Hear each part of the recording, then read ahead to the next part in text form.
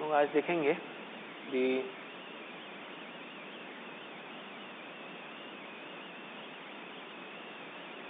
Time value of money.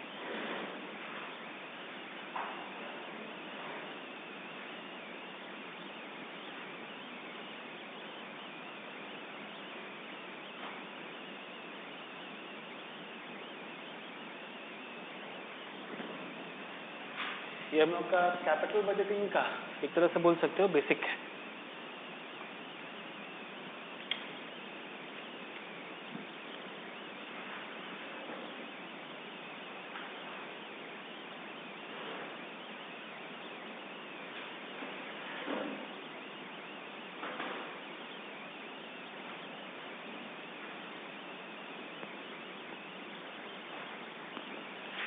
you'll find कि तुम्हारे पूरे सिलेबस में जब तक तुम FM पढ़ोगे, इंटर फाइनल, ये वाला जो टॉपिक है ये मोस्ट इम्पॉर्टेंट है। मतलब इसका this is like your ABCD of कोई भी अगर तुम लैंग्वेज सीखते हो उसका पहले अल्फ़ाबेट सीखते हो, ये एकदम अक्षर के जैसे है, हर जगह यूज होगा।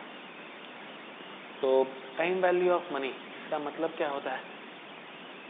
हम लोग जब अपना बचपन में 6-7 में जब इंटरेस्ट पढ़ना चालू करते हैं तो हम लोग पहले पढ़ते हैं सिंपल इंटरेस्ट। सिंपल इंटरेस्ट का फॉर्मूला क्या होता था? P into R into T by 100। और फिर हम लोग पढ़ते थे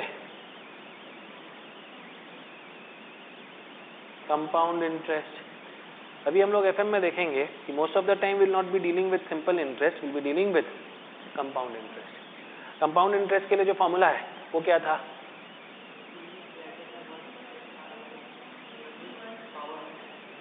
इज इक्वल टू अमाउंट। मतलब इंटरेस्ट नहीं आ सकता है, अगर तुमको चाहिए तो क्या पता लगता है?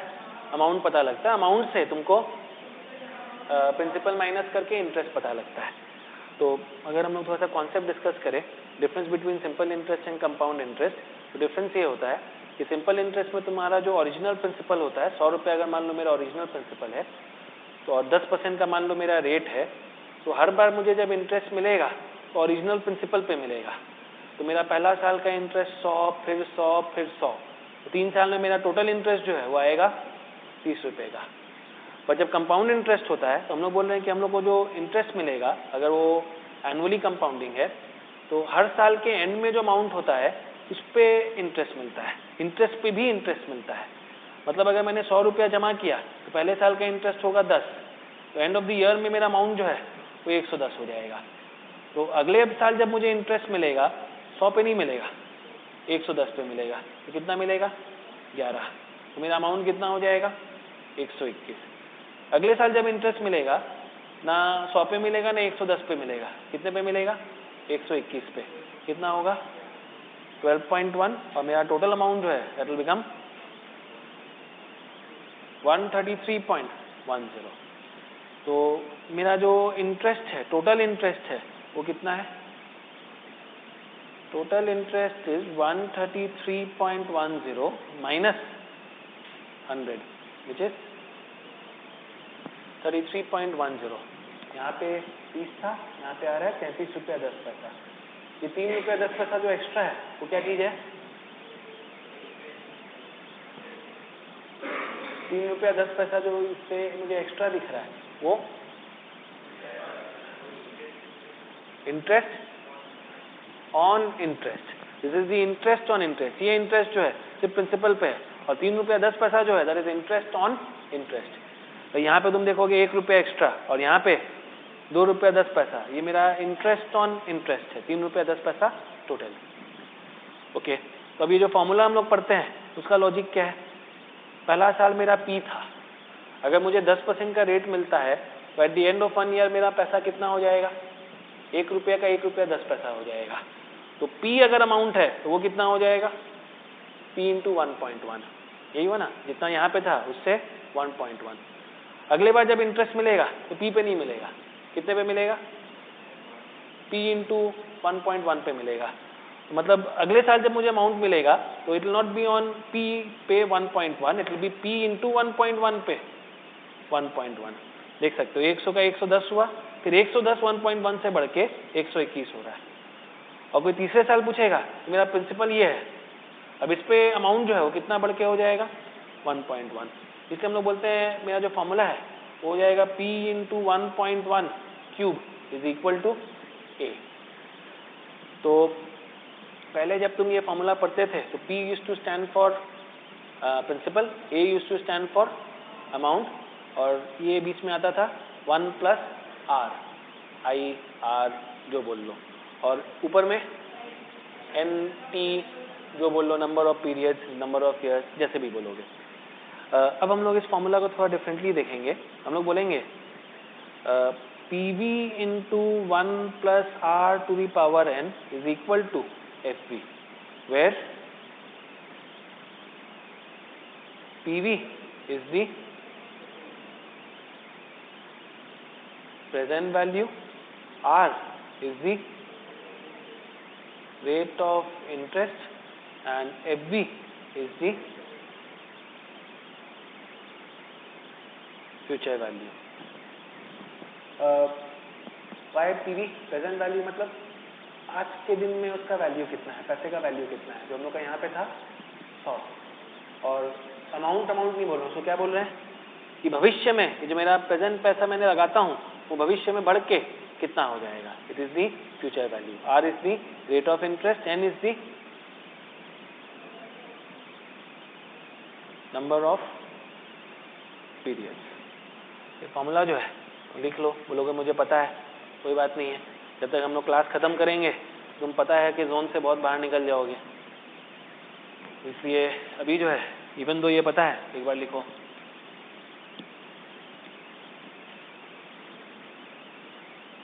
बोलोगे बाय 100 कहाँ गया, 1 प्लस R बाय 100 पढ़ते थे ना, तो ये R जब बोल रहे हैं उसका मतलब ही क्या है, वो इतना परसेंट पे है, परसेंट के टर्म्स में बाय 100 है।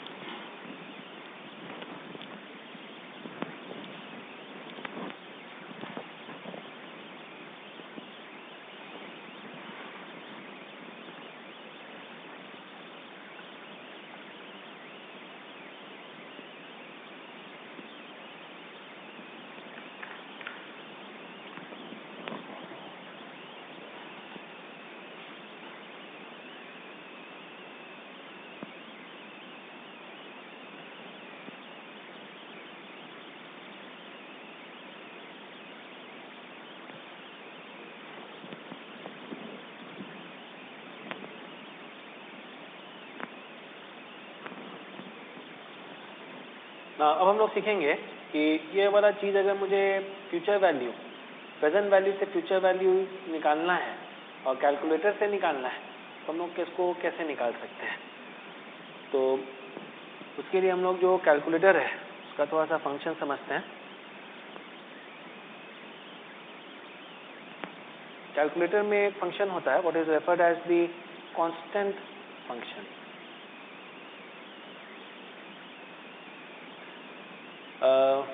पता है कांस्टेंट के बारे में? मोस्ट प्रॉब्ली पता है, तुमको पता नहीं कि उसको कांस्टेंट फंक्शन बोलते हैं। हम लोग ये समझने की कोशिश करेंगे। तुमको कैलकुलेटर में दबाना है, तुमको दबाने का मन नहीं करेगा लेकिन दबाना है। 2 + 3 = 2, दबा के बताओ क्या आ रहा है। बोलोगे मुझे पता है 5, तो वो नहीं करना है, पहले बताओ दबा के कितना आया। 2 + 3 = किए तो 5 आया।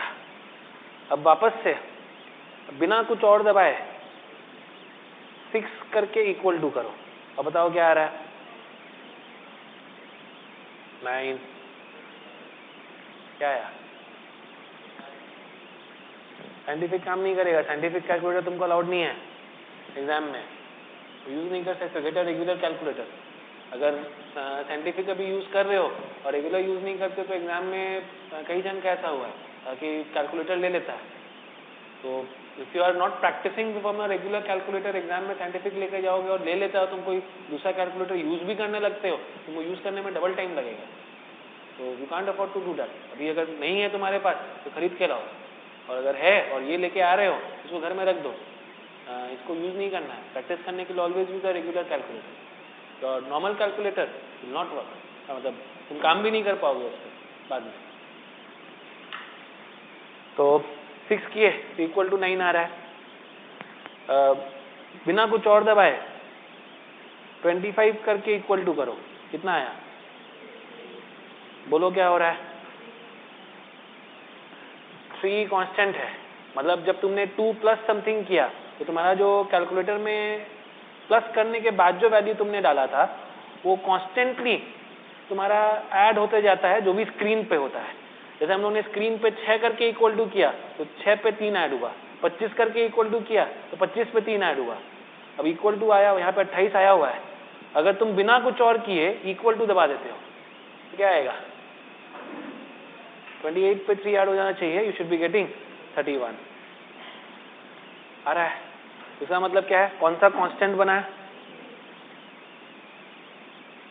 3 जो है वो मेरा कांस्टेंट बन गया है। अच्छा, अब देखो 5 माइनस 2 इज इक्वल टू, अब इसकी क्या आ रहा है? 3। बिना कुछ दबाए 10 करके इक्वल टू दबाओ, 8, फिर इक्वल टू दबाओ 6, फिर इक्वल टू दबाओगे 4। क्या हो रहा है? जो भी स्क्रीन में है उससे 2 माइनस होते जा रहा है।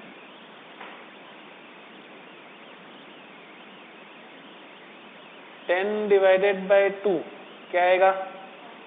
5। बिना कुछ और दबाए 20 करके इक्वल टू 10, फिर इक्वल टू 5, फिर इक्वल टू, क्या हुआ है?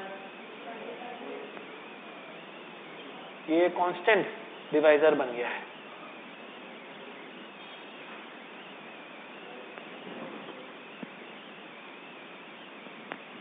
और फिर अगला 2 इंटू 3 इक्वल टू, बोलो कितना आया? 6। अच्छा, अब ये करना मत, खाली मुझे देख के बताओ। अगर मैंने 5 करके इक्वल टू करने बोला, करे बिना बताओ क्या आएगा? अब करके बताओ।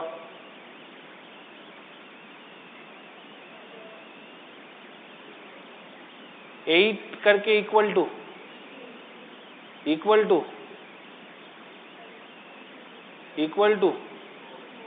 क्या हुआ है? 2 कांस्टेंट हो गया है। इससे लर्निंग क्या है? जब तुम प्लस करते हो, माइनस करते हो और डिवाइड करते हो तो कांस्टेंट कौन सा बनता है? जो बाद में लेते हो। और जब तुम मल्टीप्लिकेशन करते हो तो कांस्टेंट कौन सा बनता है? सेकेंड वाला, पहला वाला, उल्टा। फर्स्ट वाला जो है वो मेरा कांस्टेंट मल्टीप्लायर बन जाता है। एडिशन, सब्ट्रैक्शन और डिवीजन में बाद वाला कांस्टेंट डिवाइजर एडिटिव और सब्ट्रैक्टिव के लिए बनता है, बट मल्टीप्लिकेशन के लिए पहला वाला होता है। तो लिखो note,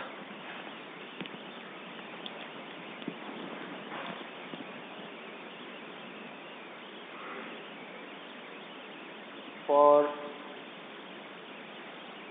addition comma multiplication and, नहीं एडिशन मल्टीप्लिकेशन नहीं, subtraction and division,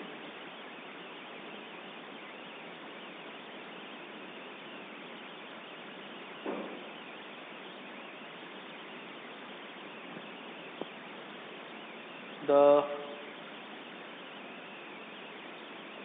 number after the operator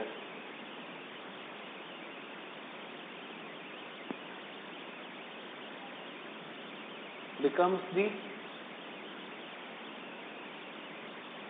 constant factor, that is something plus minus divided by something, this becomes the constant.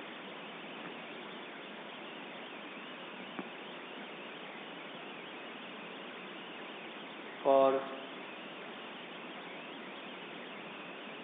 multiplication, the number before the operator becomes the constant factor.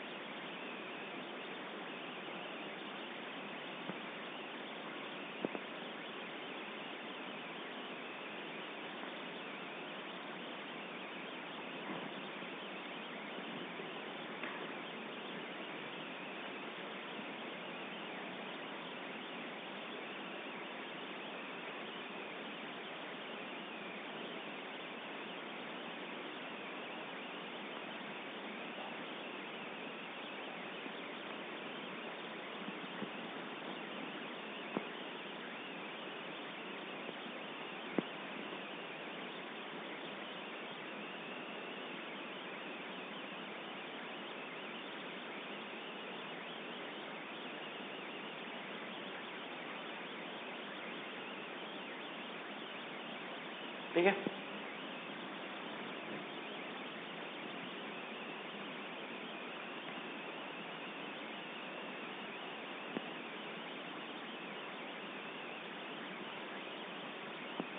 Okay, अब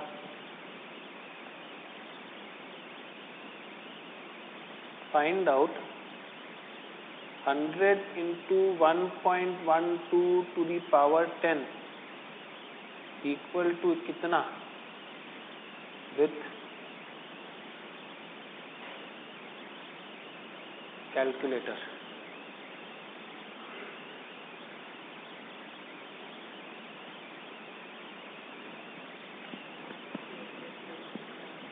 now इसको लिखो भी कैसे करना है। 1.12 check 1.12 करके into करोगे, इसका इफेक्ट क्या होगा? ये 1.12 जो है वो कांस्टेंट मल्टीप्लायर बन जाएगा। उसके बाद तुम जब इक्वल टू करते हो 1.12 करके इंटू करके इक्वल टू, तुमको क्या दिख रहा है स्क्रीन पे? कितना आ रहा है?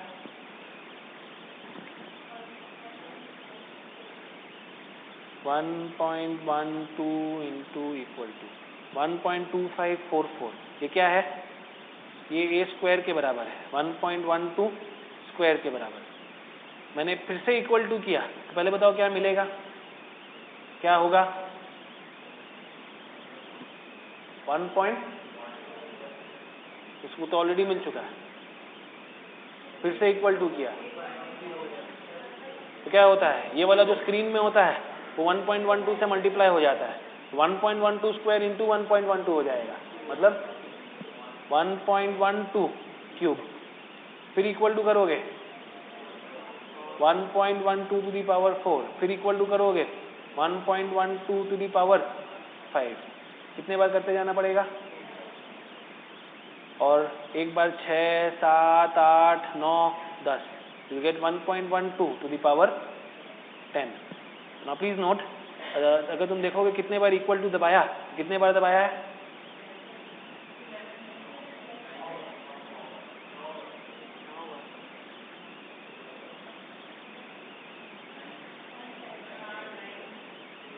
नौ बार क्यों? 10 बार दबाना होगा ना।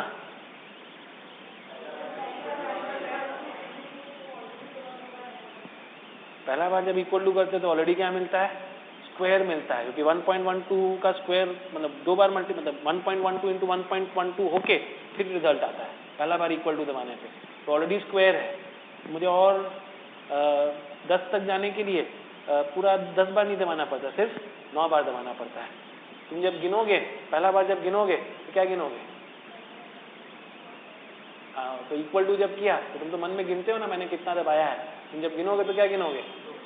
डोंट काउंट इट एज 1, और ये मत सोचो कि मुझे 10 के लिए 9 बार गिनना है। तुम जब पहला बार दबाओगे तुम क्या सोचोगे? 2, नहीं 1 नहीं सोचोगे, क्या सोचोगे? मन में सोचोगे 2। जब दूसरे बार दबाया तो क्या सोचोगे? 3, 4, 5, 6, 7, 8, 9, 10। You always keep on counting it as starting from 2, don't count it as 1 और मुझे 9 बार तक जाना है। हमेशा कैसे गिनोगे? 2 से गिनोगे। तो अगर ये करते हो तो बोलो ये कितना आ रहा है? ये वाला result 3.105। Okay, let's check 1.12 sorry 1.12 गिन रहे हैं तो कैसे गिन रहे हैं? 2, 3, 4, 5, 6, 7, 8, 9, 10, 3.1058। तो ये कितना हो जाएगा? इंटू 100 मतलब 310.58।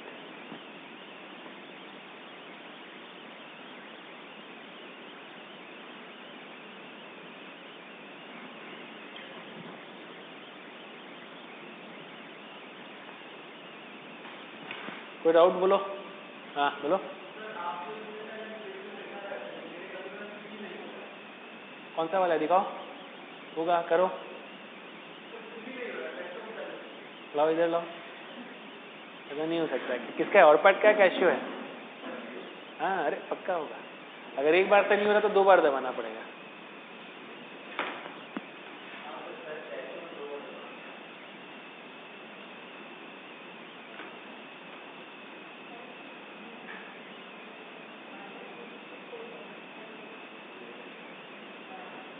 दो बार दबा, इंटू 2 बार, एक बार की जगह इंटू 2 बार। मना हो रहा है? मना हो रहा है? मना किसका है? ओके, ये समझ में आ गया। अगला,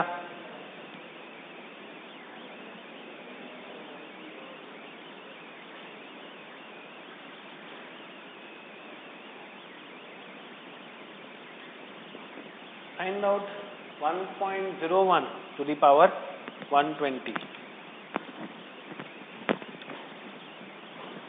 तो अगर तुमको 119 बार दबाने का मन कर रहा है 120 के लिए, टू दी पावर 120 के लिए, तो गड़बड़ हो जाएगा। गड़बड़ क्यों हो जाएगा? वो आई रिमेंबर एक पिक्चर में कुछ होता है, उसमें एक छोटा बच्चा था सरदार जी, तो वो बैठ के तारा गिनता रहता है 1 2 3 4, और जब देखो तारा ही गिनता रहता है। क्यों? बीच में भूल जाता है, कोई आके उसको डिस्टर्ब कर देता है और भूल जाता है मेरा तारा कौन सा, कहाँ पे मैं गिन रहा था। तो अगर तुम 120 तक जाने जाओगे, क्या होगा? वो करते करते करते करते भूल जाओगे और फिर से चालू करोगे, और 4 बार जब करोगे तो चारों बार क्या होगा? अलग अलग आंसर निकलेगा। पहले बात तुम्हारे दिमाग में आएगा कि मुझे ये निकालना ही क्यों पड़ेगा 1.01 to the power 120। In fact real life में तुमको हर बार टू दी पावर 120 जैसा ही कुछ निकालना पड़ेगा, कभी भी 10-15 निकालना ही नहीं पड़ेगा। क्यों? क्योंकि रियल लाइफ में हम लोग का जो कंपाउंडिंग होता है वो एनुअली नहीं होता है, it is done on a monthly basis. और हम लोग EMI बोलते हैं, हम लोग बोलते हैं ना EMI जो है उसका मतलब क्या होता है? इजी नहीं, equated monthly instalment, equal monthly instalment. तो मंथली इंस्टॉलमेंट होता है। और अगर मैं कोई भी एक लोन लेता हूँ, मान लो मैंने एक छोटा सा ही लोन लिया, कार लोन लिया, तो उसका पीरियड कितना होता है? कार लोन का जो रिपेमेंट पीरियड होता है वो कितने साल का होता है? कितना? 3 से 5 साल। मान लो 5 साल है, तो 5 साल का अगर रिपेमेंट पीरियड है तो मतलब कितना महीना हो गया? 60 मंथ, 60 महीना। तो तुम क्या करते हो, जो मेरा रेट होता है पर एनम का, उसको 12 से डिवाइड करके पर एनम का रेट निकालते हो, और फिर जब टू दी पावर करते हो तो it will not be to the power 5, it will be to the power 60। तो 60 तो वहीं हो गया। और अगर होम लोन लोगे तो होम लोन कितने साल का लेते हो? मतलब 15 साल, 20 साल ऐसे रहता है। तो अगर 20 साल का लोन ले लेते हो तो 20 साल मतलब कितना महीना हो गया? 20 × 12, 240 महीना। टू दी पावर कितना करना पड़ेगा? 240। 120 मतलब कितने साल का है ये? 10 साल का है। तो दिस इज फॉर 10 ईयर्स। तो बहुत ज़्यादा नहीं है, तो ऐसा होता ही है। टू दी पावर 120 मुझे निकालना है, cannot keep on multiplying it equal to करके, I cannot keep on adding up to 119। तो मुझे क्या करना पड़ेगा? सोचते हैं क्या करना पड़ेगा। इसको निकालने के लिए हम लोग एक प्रॉपर्टी यूज करेंगे जो तुम पहले बचपन में पढ़ चुके हो। a to the power 5 into a to the power 5 कितना होता है बोलो?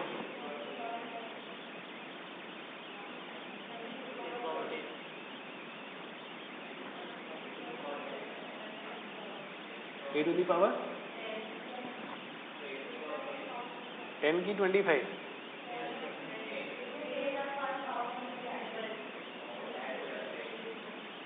तो a टू दी पावर 10। अगर मैंने बोला a5 इंटू a10 तो क्या होगा? a to the power 15। ये प्रॉपर्टी जो है हम लोग यूज कर सकते हैं। कैसे? देखो, तुमको कैलकुलेटर में पहले देखो करना क्या है, खाली देखो, बाद में करना। 1.01 करके इंटू करोगे, इक्वल टू दबाया तो क्या मिला? मान लो इसको a बोल देते हैं, तो क्या मिलेगा? फिर दबाया तो क्या मिलेगा? फिर a² a³ a4 a5। अच्छा, मुझे क्या मिल चुका है a5। अब मैं इनटू करके इक्वल टू दबाता हूँ तो क्या मिलेगा? क्या हो रहा है? a⁵ पहले कांस्टेंट क्या था? a कांस्टेंट था, अब क्या कांस्टेंट हो गया है? a⁵ कांस्टेंट हो गया है। अब इनटू करके इक्वल टू करेंगे तो मिलेगा a⁵ इंटू a⁵, मतलब a⁵ नहीं, a⁻10। फिर इक्वल टू दबाया तो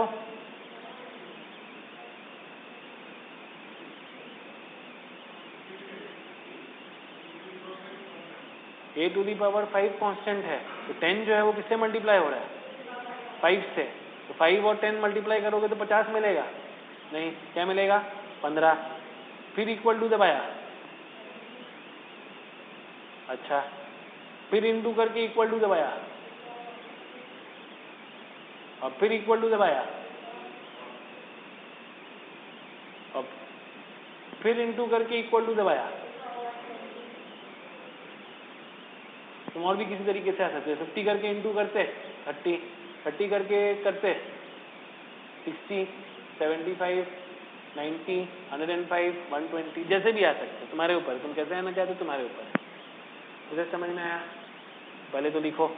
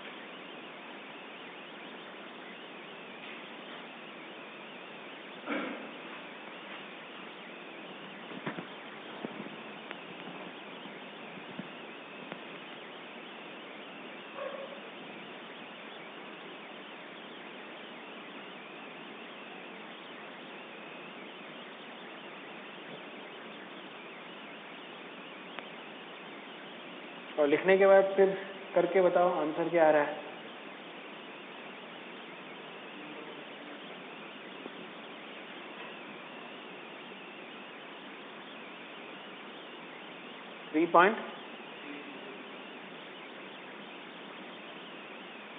बाकी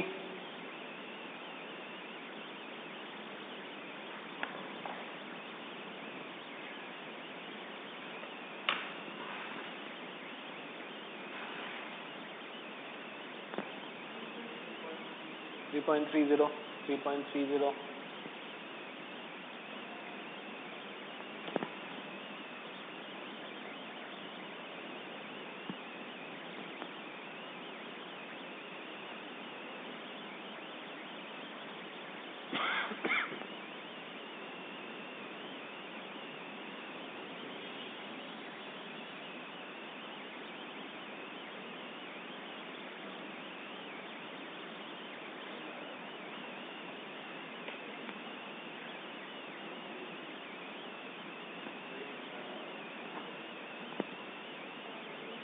कैलकुलेटर लाए हो? क्यों? साइंटिफिक है? कर लिया, उसमें कांस्टेंट फंक्शन है, मोबाइल में कांस्टेंट फंक्शन है। ऐसे किए भी नहीं बता दे रहे हो।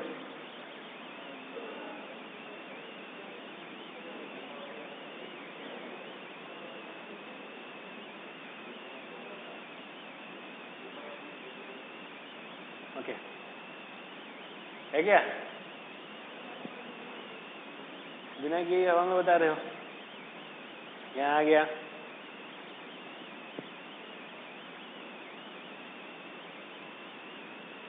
ओके, चेक करते हैं। 1.01 इंटू 2 3 4 5, ये 5 मिला, इंटू करके 10 15 20, फिर इंटू करके 40 60, और फिर इंटू करके 120। क्या आ रहा है 3.30। एक और चीज़, आंसर सबका ठीक आया है। एक और चीज़, जब गिनोगे 5 को कांस्टेंट करके जब गिनते हो, तुम्हारा गिनती कैसे होना चाहिए? 5, 10, 15, 20। अगर 20 को कांस्टेंट करके गिनोगे तो कैसे गिनोगे? 40, 60, 80, 100, मतलब जिसको कांस्टेंट मल्टीप्लायर करते हो गिनना कैसे चालू करोगे? उसी के हिसाब से 5 को बनाओगे तो 10, 15, 20, 10 को बनाओगे तो 20, 30, 40, 50, 15 बनाओगे तो 30, 45, 60 एंड सो ऑन। तो जिसको कांस्टेंट बनाते हो उसी के हिसाब से गिनती करना है। अच्छा, तो एक और बता दो मुझे। 1.02 टू दी पावर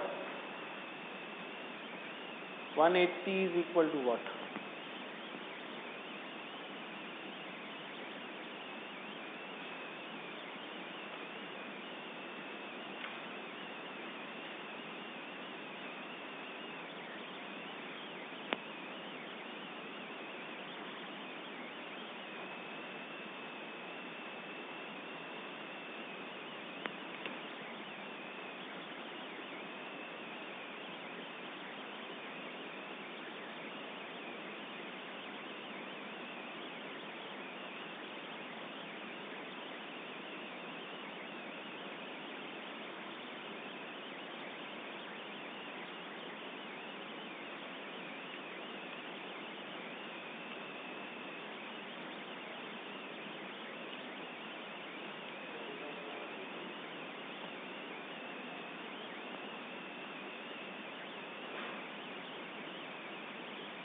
दो जन का 35.32।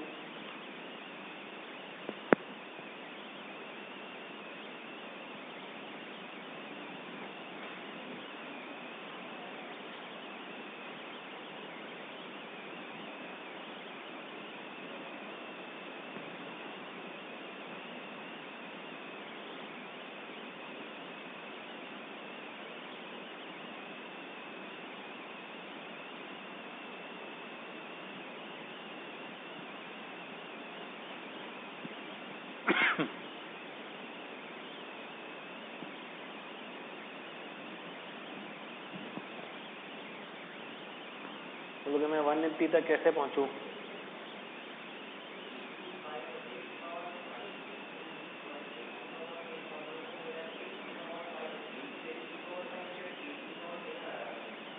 a to the power 5 into करके करते हो तो a to the power 5 into a to the power 5 हो जाता है। जो स्क्रीन में होता है वो वापस a टू दी पावर 5 से मल्टीप्लाई हो जा रहा है। Already a to the power 5 है, वो फिर से a टू दी पावर 5 से मल्टीप्लाई हो जा रहा है। वो हमेशा a टू दी पावर 5 करके इंटू करोगे तो a to the power 5 constant हो जाएगा।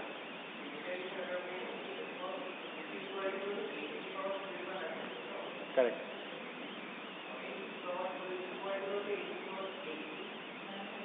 a टू दी पावर 12 करके इंटू नहीं करना है। अगर a टू दी पावर 6 करके इंटू करके इक्वल टू करोगे तो 12, 18, 24 आते जाएगा। a टू दी पावर 12 के बाद इंटू करोगे तो 24 हो जाएगा। खाली equal to a to the power 6 करके इंटू करके इक्वल टू दबाते जाओगे तो 12, 18, 24, 30 ऐसे आते जाएगा।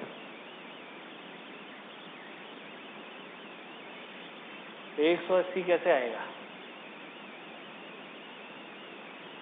बोलो, समझ में आया क्या? a टू तुम्हारा निकल गया ना? तुम्हारा भी नहीं निकला। बोलो कैसे करोगे? 9 इंटू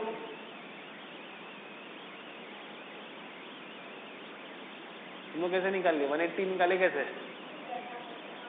नहीं मतलब पहुंचे गए कैसे?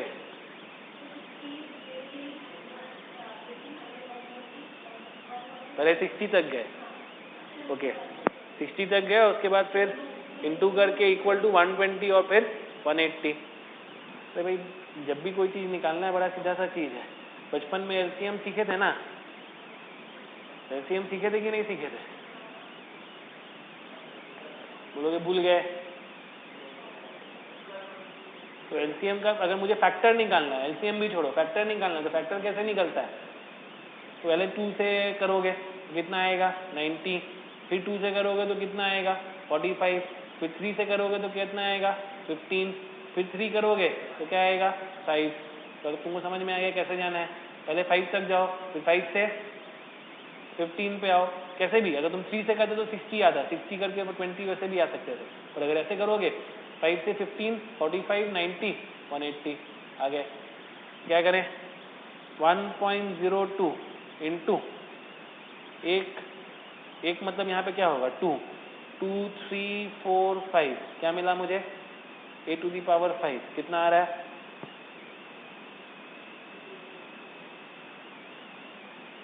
1.10408। अब इंटू करके करेंगे तो क्या मिलेगा? a to the power 10 और फिर a to the power 15। तो अगर करें इंटू 10, 15, 1.35 समथिंग आया है, 345। और फिर इंटू करके करें 30 और फिर 45, a to the power 30, a to the power 45। ये क्या था? 15 था, 30, 45, फिर 45 आ गया। इंटू करके करें तो क्या मिलेगा? a to the power 90 और फिर इंटू करके इक्वल टू करें तो क्या मिलेगा? a to the power 180। ये 45 आया हुआ है, इंटू इक्वल टू ये मिला 90, इंटू इक्वल टू ये मिला मुझे 180, 35.32।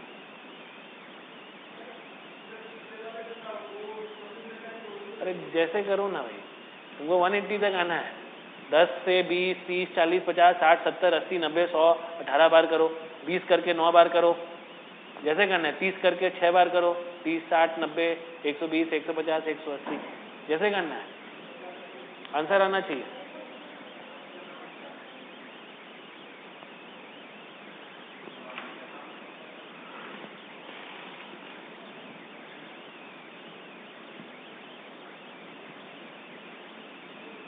चेक कर लो आ रहा है कि नहीं। 35.32 चेक करो, आ रहा है? आया?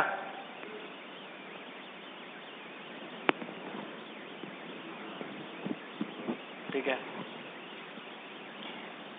ओके, हम लोग समझ गए हैं। अगर मुझे फ्यूचर वैल्यू निकालना है तो मुझे ये वाला फैक्टर चाहिए। फैक्टर कैसे कैलकुलेटर में कंप्यूट करना है तो हम लोग समझ गए हैं। और ये जो फैक्टर होता है उसको हम लोग बोलते हैं, इट इज रेफर्ड एज, जहाँ पे हम लोगों ने फॉर्मूला लिखा था वहाँ पे जस्ट लिखो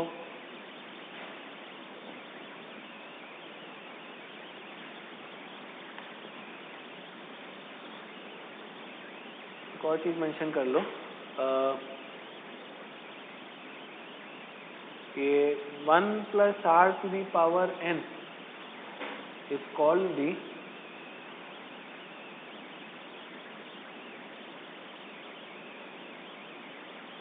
FVIF, that is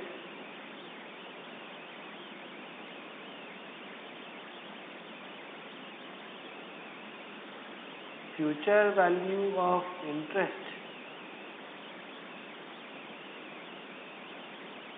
factor। FVIF कई जगह पे FVF भी बोला हुआ रहता है, फ्यूचर वैल्यू फैक्टर।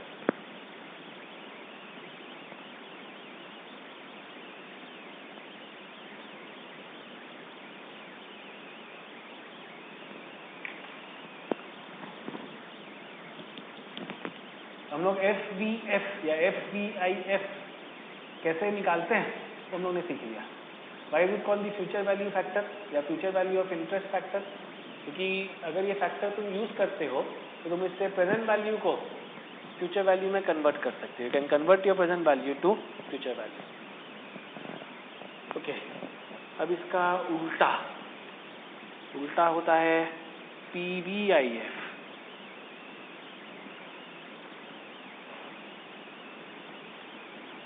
अगर मुझे PV निकालना है तो हम लोग कैसे निकाल सकते हैं? सेम फॉर्मूला जो भी हम लोग ने देखा था। अगर मुझे PV निकालना है तो कैसे आएगा?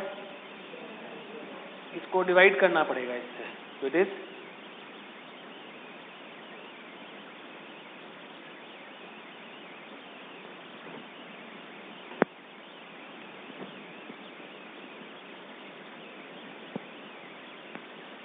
और इसको क्या बोलते हैं? बाकी सब तो हम लोग को पता है, where 1/1 plus r to the power n is called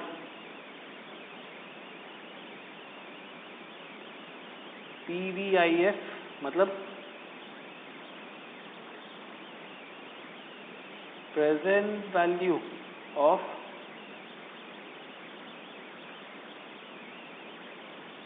interest factor or the discounting factor.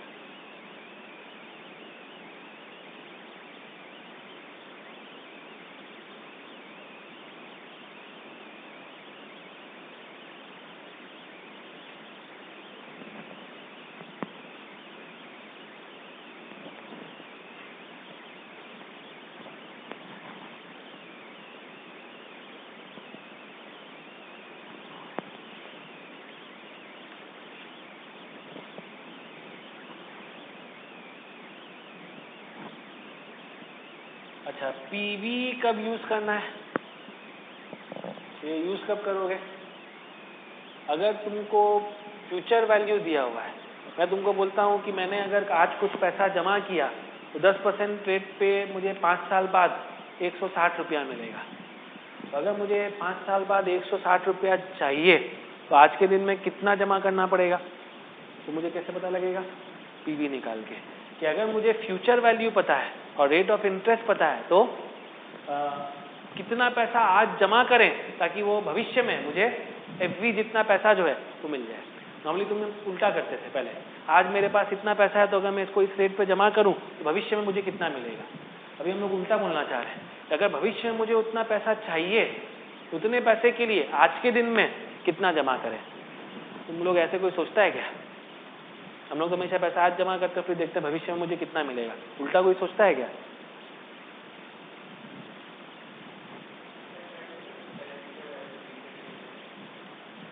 नहीं, फ्यूचर वैल्यू तो मुझे निकालना ही होता है, बट कोई उल्टा सोचता है क्या प्रेजेंट वैल्यू कितना चाहिए? तो टारगेट ऐसे कोई सोचता है क्या? एफडी आज करते हो 5 साल बाद मिलता है। नहीं तो 5 साल बाद तुम क्या करने के लिए ऐसे सोचोगे कि 5 साल बाद मुझे इतना चाहिए?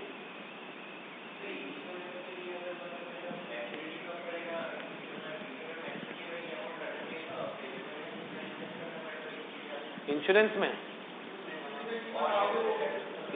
में तुम देखोगे कि नॉर्मली कोई रेट ऑफ इंटरेस्ट गारंटीड नहीं होता है, उसमें रेट ऑफ इंटरेस्ट नहीं मिलता है। एफडी में रेट ऑफ इंटरेस्ट मिलता है, तुम और कहीं पे पैसा जमा करते हो उसमें रेट ऑफ इंटरेस्ट होता है। इंश्योरेंस में रेट ऑफ इंटरेस्ट नहीं होता। There is no guaranteed rate of interest in insurance. Insurance तो तुम अपना इंश्योरेंस कराते हो, इतना रुपया के लिए इतना। म्यूचुअल फंड में गारंटीड रिटर्न नहीं होता है, मोस्ट प्रोबेबली वो वेरिएबल रेट ऑफ रिटर्न होता है। तुम जितना कमाओगे मार्केट में इन्वेस्ट करोगे, जितना कमाओगे उतना मिलेगा। एफडी में होता है, कई जगह जैसे एफडी होता है वो सब में रेट ऑफ इंटरेस्ट जो है वो सेट होता है। तो जो भी है, तुम अगर जमा करते तो ऐसा क्यों सोचोगे मुझे भविष्य में इतना पैसा चाहिए? आदमी सोचता है, वो लोग क्यों सोचता है? जैसे हम लोग बोल रहे थे, तुम पहले पढ़ते थे, मुझे डिबेंचर रिडीम करना है, उसके लिए मुझे सिंकिंग फंड एस्टैब्लिश करना है, तो मैं कितना पैसा हर साल में जमा करूँ? तो वो क्या है, तुम पहले से सेट कर लेते मुझे भविष्य में कितना पैसा चाहिए। कितना चाहिए? अगर 5 लाख का डिवेंचर है, 5 साल बाद रिडीम होना है, कितना पैसा चाहिएगा भविष्य में? 5 लाख रुपया। तो मुझे भविष्य में 5 लाख रुपया चाहिए, उसके लिए मैं आज या हर साल के एंड में कितना जमा करूं? तुम बोलते हो मुझे 5 साल के एंड में लोन लेके नहीं, अपने पैसे से गाड़ी खरीदना है, अपने पैसे से घर खरीदना है, अपने पैसे से अपना एजुकेशन का फंडिंग करना है, अपने पैसे से अपने बच्चे का एजुकेशन फंडिंग करना है, अपने पैसे से अपने बच्चे का शादी करना है, कुछ भी करना है। तो अगर ये सब करना है तो उसके लिए तुम पहले से सेट कर लेते, मुझे भविष्य में घर खरीदने के लिए इतना पैसा अगर चाहिएगा तो उतना के लिए मुझे आज के दिन में कितना जमा करना पड़ेगा। तो अगर तुमको भविष्य का पैसा पता होता है और तुम आज का पैसा जानना चाहते हो कि भविष्य में उतना पाने के लिए आज कितना जमा करें, तुम क्या करना चाहते हो? पीवी निकालना चाहते हो। Instead of finding out the future value, you want to find out the PV. उतने के लिए आज कितना जमा करें। हम लोग समझेंगे पीवीआईएफ जो है वो हम लोग अपने कैलकुलेटर में कैसे कंप्यूट कर सकते हैं। ये पीवीआईएफ है, ये हम लोग अपने कैलकुलेटर में कैसे कंप्यूट कर सकते हैं।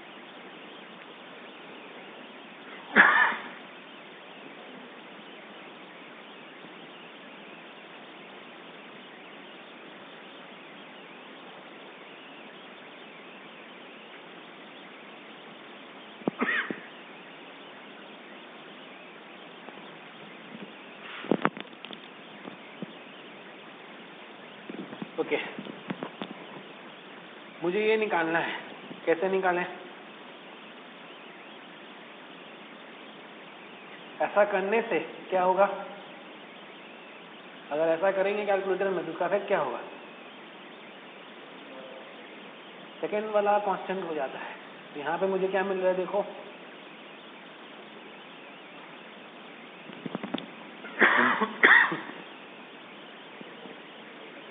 पॉइंट 1 डिवाइडेड बाय 1.1 कर रहे हो तो कितना आ रहा है? तुम फाइनल आंसर बता रहे हो क्या? अच्छा,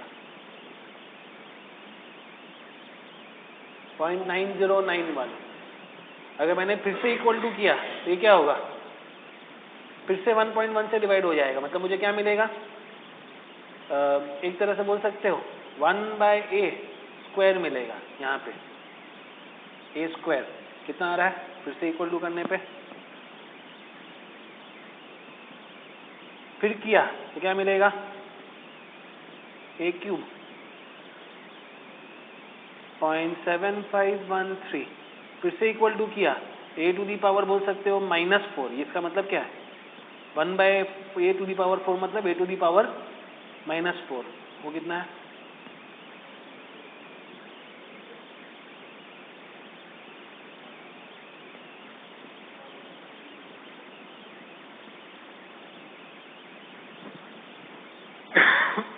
अब क्या करें?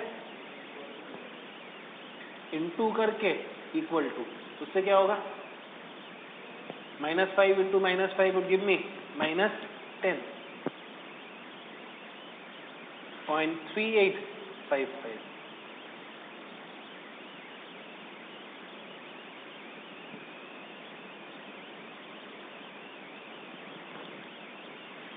हो गया?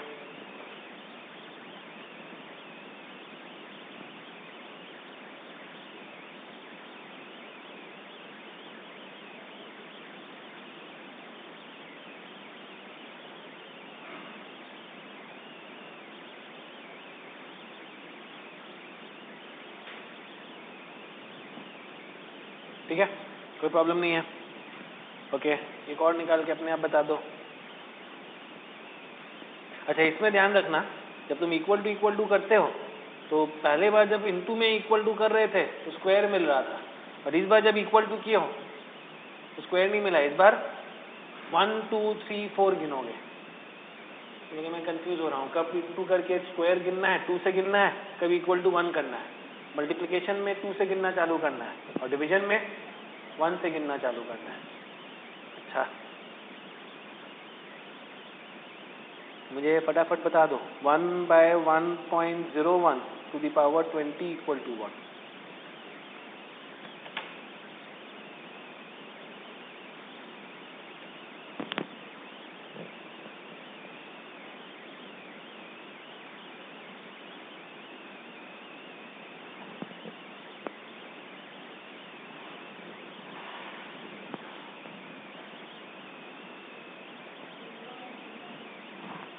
0.8195।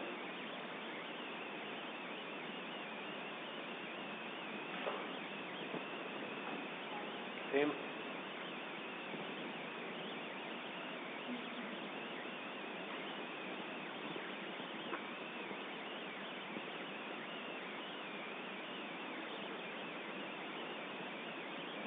पाँच के बाद क्या करोगे?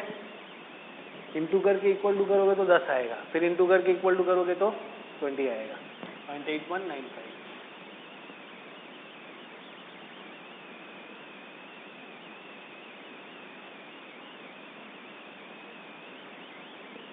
एक 2 3 4 5 10 20 0.8195।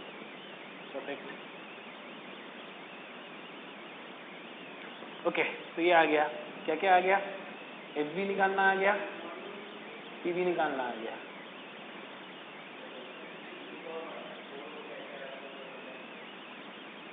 कुछ नहीं, 4 बार करके equal to equal to equal to equal to.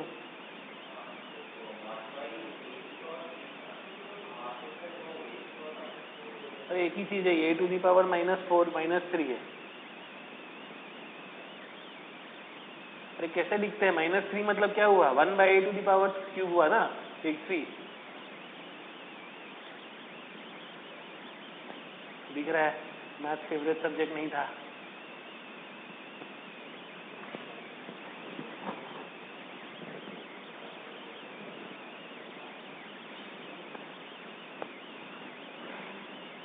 Okay, अगला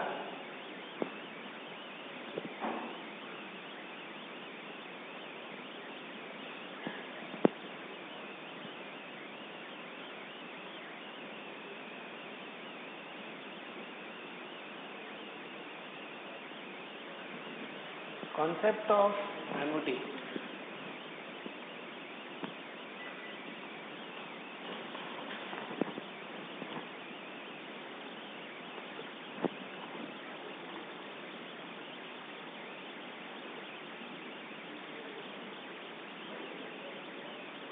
Same amount of money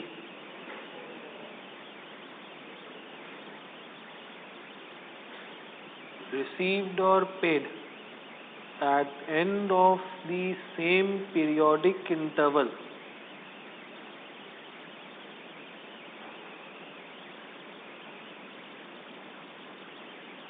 is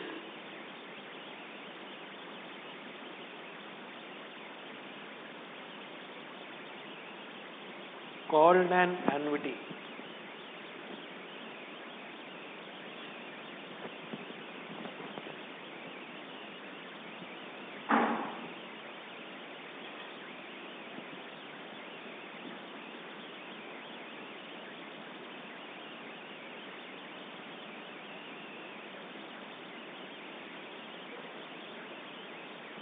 मतलब अगर मुझे ये एन्युटी जो है वो एक्चुअली आता है फ्रॉम द टर्म एनुअल।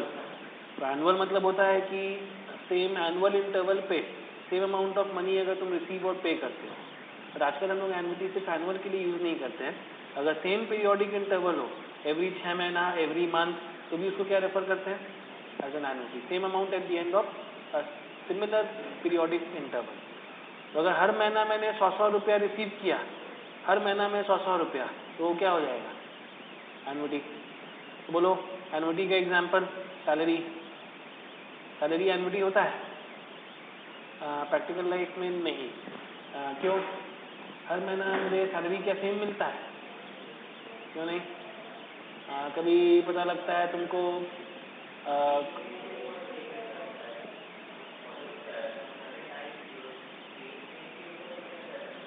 पे स्केल है कि मान लो कोई प्रमोशन नहीं, कोई चेंज नहीं, तो कभी तुमको मेडिकल का रीइंबर्समेंट मिलेगा, कभी पता लगता है कि कोई और चीज़ तुम्हारा उसमें जुड़ गया जो कि पीरियोडिक हर बार नहीं मिलता है, तो हर बार सेम नहीं होता है, तो कहीं कि उसमें कुछ ना कुछ वेरिएंस हो जाता है। बट अगर तुम बोलोगे छोटा मोटा चीज़ को सब छोड़ दें, तो अपार्ट फ्रॉम दैट हम सैलरी को क्या बोल सकते हैं? बोल सकते हैं मोटा मोटी एन्युटी होता है। तो एन्युटी जो है वो रियल लाइफ में बहुत मायने रखता है। क्यों? आदमी एन्युटी की तरह पेमेंट चाहता है। मुझे पेंशन मिलना चालू हो जाए तो पेंशन क्या होगा? Same amount at the end of each month annuity होगा। तुमको जब सैलरी मिलता है, तुम सैलरी में से कुछ पैसा अलग करके हर महीना जाके एफडी कर देते हो कि मैं हर महीना इतना जमा करूं, वो भी क्या हो जाता है? अगर हर महीना सेम अमाउंट जमा करते हो तो बिकम्स एन एन्युटी। तो रियल लाइफ में lot of payments are annuity. तुम जब भी जैसे लोन लेते हो तो लोन भी क्या होता है? रिपेमेंट जब करते हो तो इक्वेटेड मंथली इंस्टॉलमेंट, मतलब वो क्या हुआ? Same amount at the end of each period, मतलब एन्युटी। एन्युटी जो है वो बहुत होता है। तो अगर एन्युटी होता है तो मुझे हो सकता है उसका पीवी निकालने का मन कर रहा हो, मुझे उसका एफडी निकालने का मन कर रहा हो। कब पीवी निकालना, कब एफडी निकालना, वो हम लोग समझेंगे। बट मान लो मुझे पीवी निकालना है या एफडी निकालना है, तो मैं कैसे निकाल सकता हूँ अपने कैलकुलेटर में? समझने की कोशिश करते हैं। पीवी और एफवी ऑफ एन्युटी, तो हम लोग समझेंगे FV of annuity.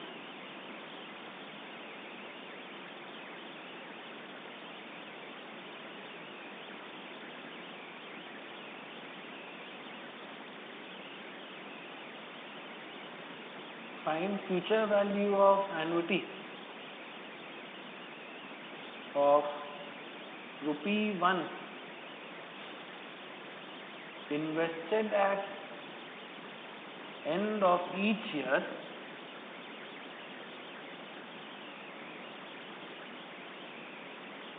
for 5 years.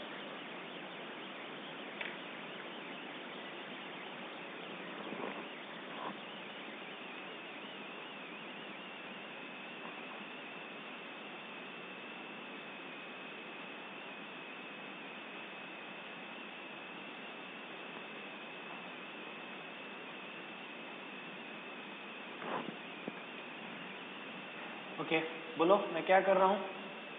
एक एक रुपया जमा कर रहा हूँ। पहला 1 रुपया कब जमा होगा? पहला 1 रुपया जो है वो कब जमा होगा? मतलब कब? यहाँ पे एंड ऑफ फर्स्ट ईयर लिखा है, एंड ऑफ ईच ईयर।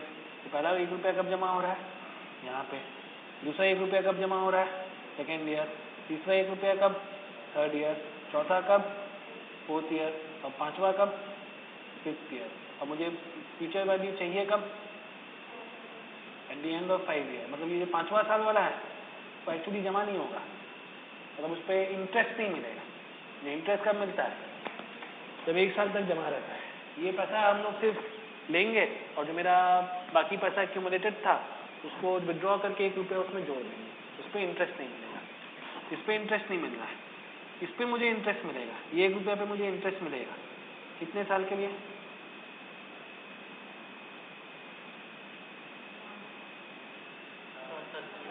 मुझे पैसा वापस कब चाहिए? 5th ईयर के एंड में। जमा कब हुआ? पहला साल के एंड में। तो कितने साल तक जमा रहेगा? 1 साल, 2 साल, 3 साल, 4 साल। तो अगर मुझे उसे भविष्य में लेके जाना है at the rate of interest of suppose 10%, तो अगर 10% में मैं आगे लेके जाऊं तो मुझे क्या करना पड़ेगा? 1.1 टू दी पावर 4। फिर इसको भी आगे लेके जाना है। इसको क्या करें? कितने साल आगे? 1.1 टू दी पावर 3। फिर इसको आगे लेके जाएं। बोलो कितना साल? फिर इसको आगे लेके जाएं। कितना?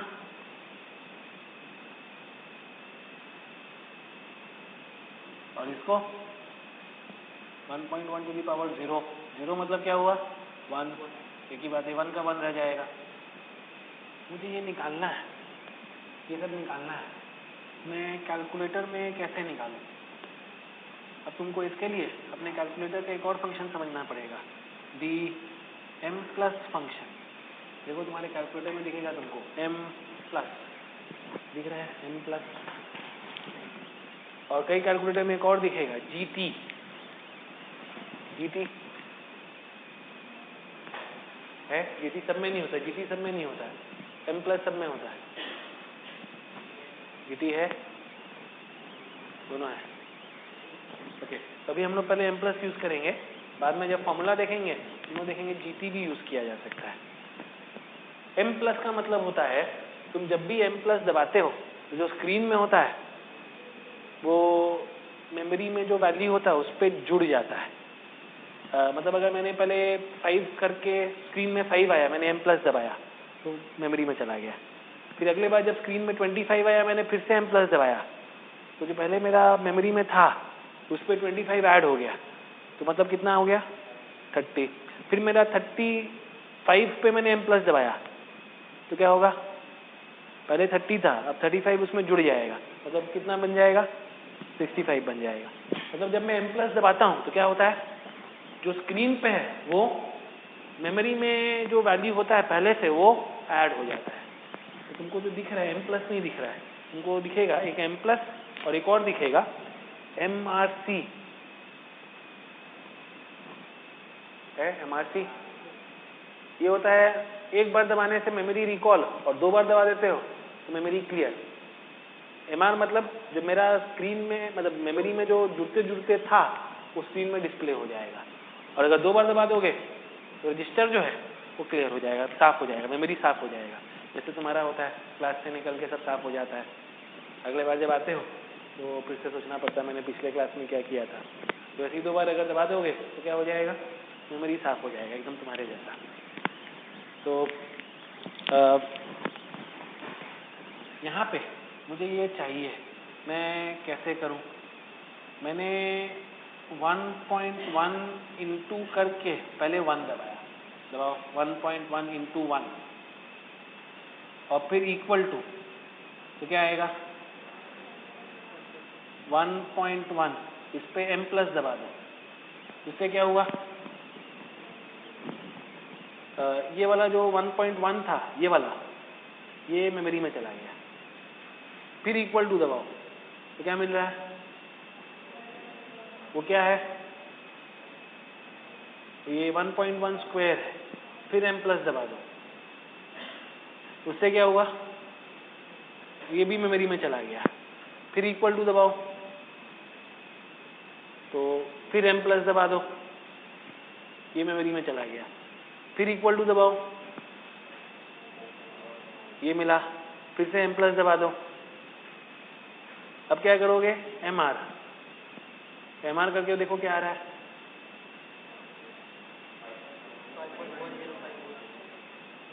1.1051, ओके।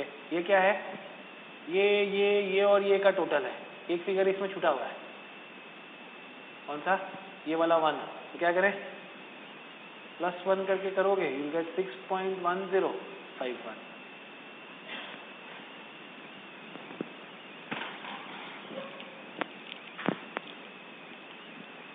फिर से ट्राई करो, क्या करना है, 1.1 इंटू 1 करना है और फिर इक्वल टू दबा के m plus equal to m plus equal to m plus equal to m plus करते जाना है।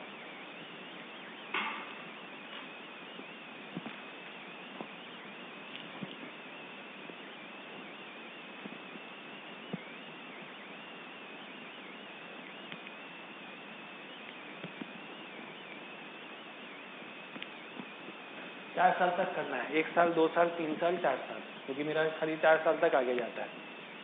Equal to m plus equal to m plus equal to m plus करते जाना है।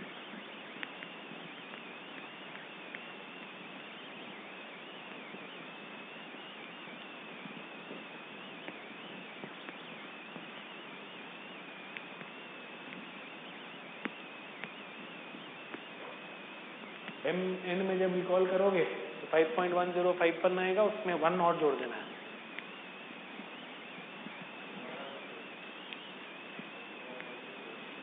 ये 1 तो जुड़ा नहीं ना, 1 कहाँ गया, क्या क्या मेमोरी में गया, 1.1 गया, 1.21 गया, 1.331 गया, 1.4641 गया, तो पहला वाला 1 था लास्ट ईयर का, वो तो गया नहीं मेमोरी में,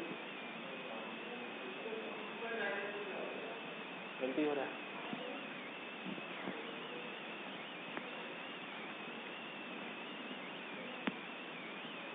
चालू करने से पहले ऑल क्लियर MRC 2 बार ये सब दबा के करके फिर चालू करो, तो पुराना वाला रह जाएगा तो फिर वो गड़बड़ हो जाएगा।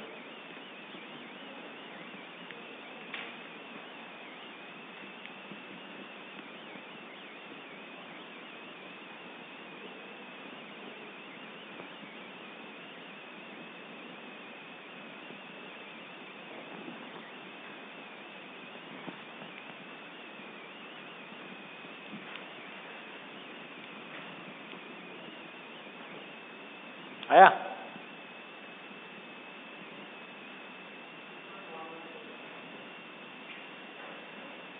मतलब जो आना चाहिए उसको छोड़ के सब कुछ आ रहा है हमारा, आ गया, बोलो।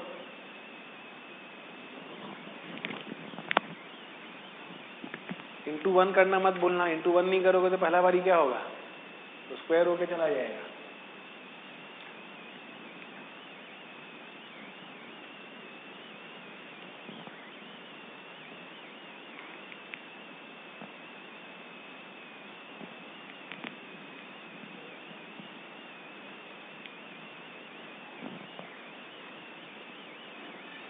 आया,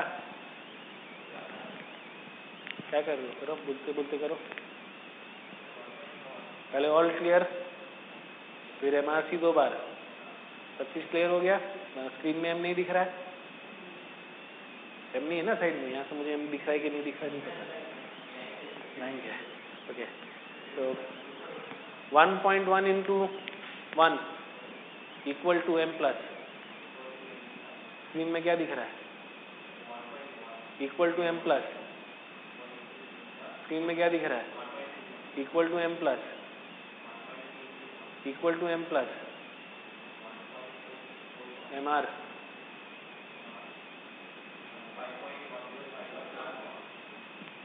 आया तो आया, ओके ना। इसका एक और ऑल्टरनेटिव है जीटी यूज करके, तो हम लोग जीटी वाला सीखते हैं। अब फिर हम लोग देखेंगे कि हम लोग दोनों ही यूज नहीं करने वाले हैं। इसका एक और फार्मूला, हम लोग वो फार्मूला यूज करेंगे। तो बोलोगे ये सब फिर बता क्यों रहे हैं भाई? m प्लस का फंक्शन समझ में आ जाए। तो मुझे पीएचडी नहीं करना है। Okay, alternative GT.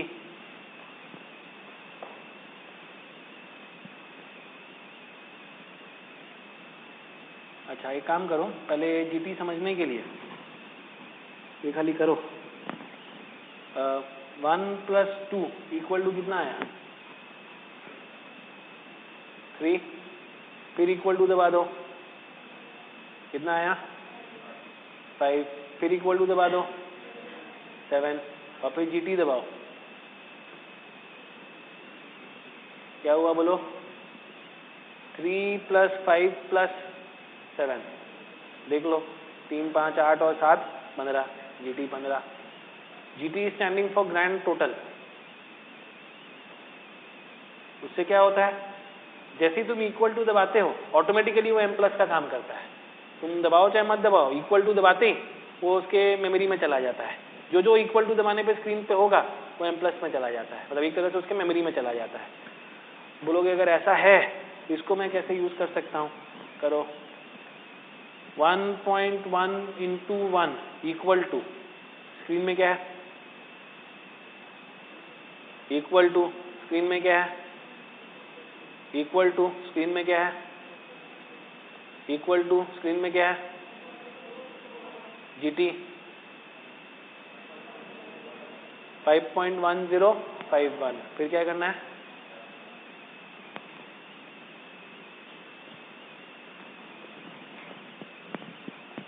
आ गया।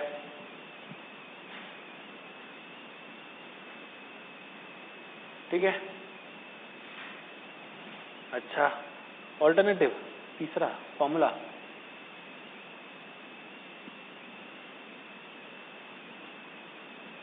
FVAF, इसका full form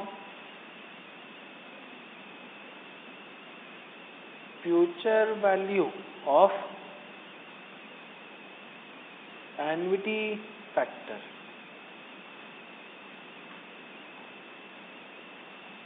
written as FVAF R% n, R n या R% n। इसका मतलब जब ऐसे लिखोगे तो future value of annuity factor क्या चीज का निकला है? At the rate of R% for n period, it is equal to FVIF R, n minus 1 divided by R।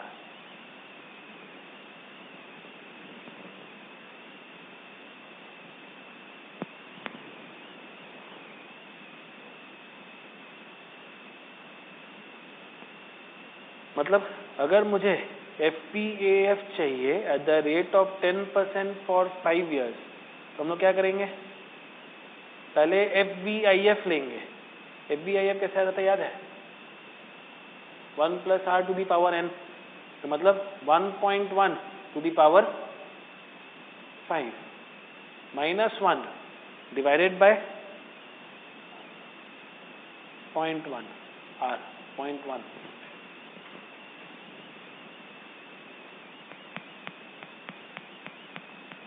अगर मुझे फ्यूचर वैल्यू ऑफ एन्युटी जानना है तो पहले क्या करना है? 5th ईयर का future value of interest factor FVIF निकालना है, उसमें से -1 करके R से डिवाइड कर देना है। तो लोग ये फॉर्मूला कहाँ से आ रहा है? तो या वो जानना हम लोग का काम नहीं है। हम लोग का काम खाली क्या है? फॉर्मूला जानना। कहाँ से आ रहा है? PhD नहीं करना है। तो 1.1 टू दी पावर 5 बोलो, -1 फाइनल आंसर बता रहे हो क्या? अच्छा अच्छा, ये कितना है? 1.6105 -1 डिवाइडेड बाय 0.1 कितना आ रहा है? आंसर ठीक है, एकदम परफेक्ट है। सबसे अच्छा तरीका कौन सा है? फॉर्मूला ऊपर वाला क्यों करोगे यार?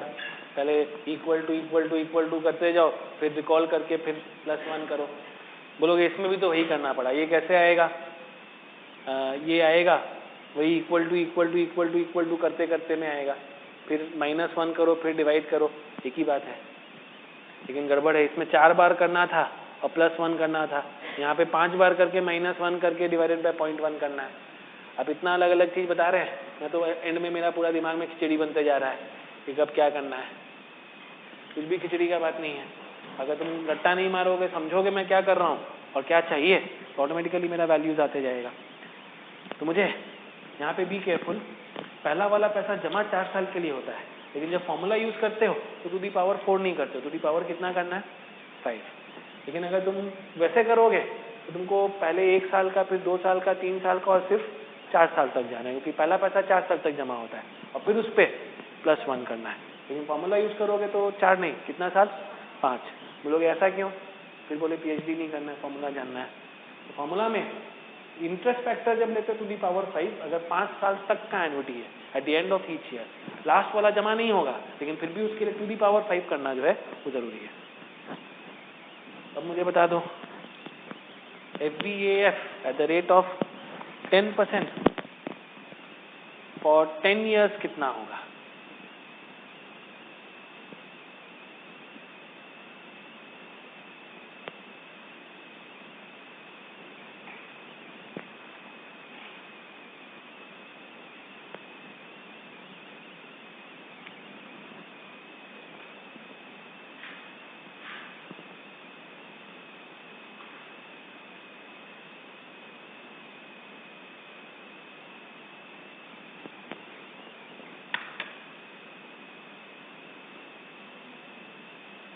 $15.937, ठीक है। कैसे आ रहा है बोलो? 1.10 to the power 10 -1 divided by 0.1, तो ये कितना है? 1.12345 into equal to 10, 2.5937 -1 divided by 0.1, which is 15.937.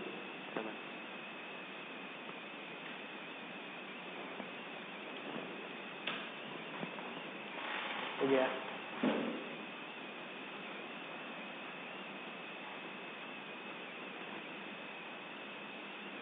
फिर अगला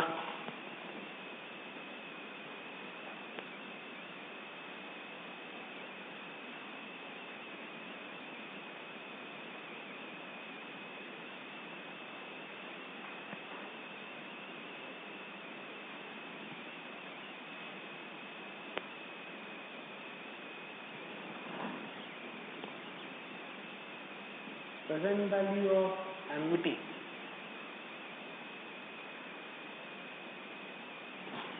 क्वेश्चन है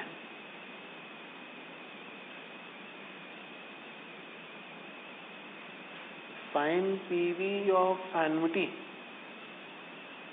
of ₹1 received at end of each year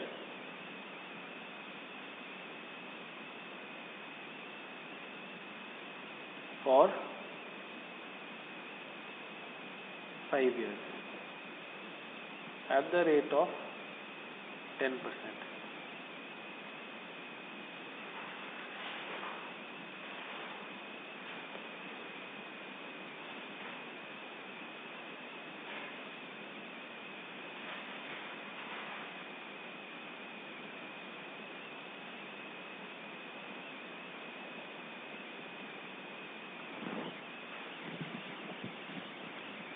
हर साल के नेगेटिव पे है, इसको कितना पीछे लाना है? 1 साल। फिर ये दूसरे वाले को कितना पीछे लाना है? 2 साल। ये जो तीसरा वाला है उसको कितना पीछे लाना है? 3 साल। चौथे वाले को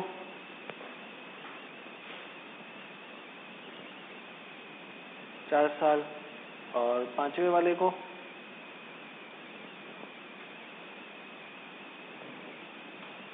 5 साल।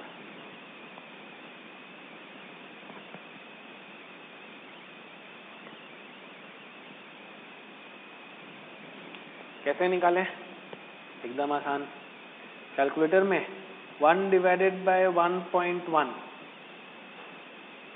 इक्वल टू क्या मिला? ये पहला वाला मिला। फिर इक्वल टू दबाओ तो क्या मिलेगा? दूसरा वाला। फिर इक्वल टू दबाओ तो क्या मिलेगा? तीसरा। फिर इक्वल टू चौथा। फिर इक्वल टू पांचवा और फिर जीटी। 3.7907 बस आ गया, एकदम perfect.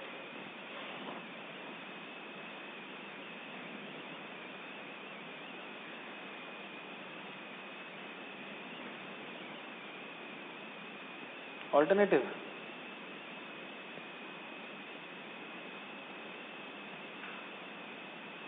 PVIF at the rate of R% for n years. PVIF नहीं, PVAF is equal to negative PVIF at R, 10 minus 1 divided by R.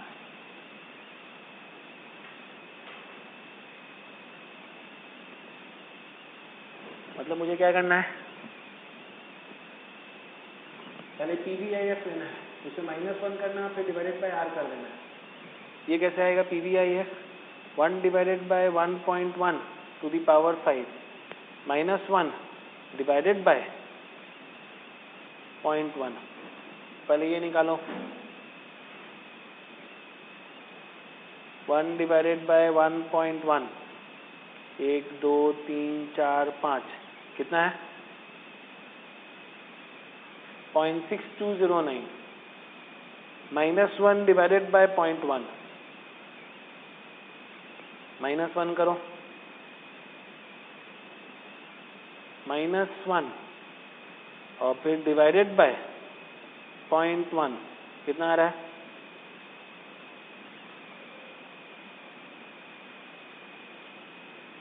-3 negative sign ignore कर दो। क्यों? उन्होंने लिखा था यहाँ पे माइनस होता है, माइनस माइनस, तो नेगेटिव साइन इग्नोर कर दोगे तो क्या आ रहा है? 3.79 सेम आया है।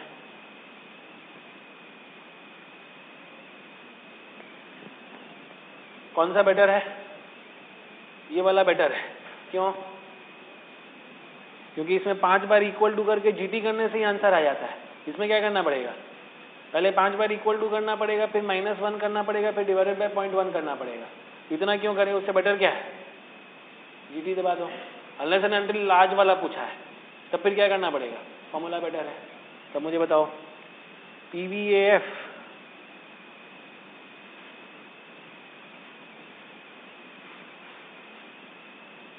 at the rate of 1% for 100 years is equal to what? 100 periods.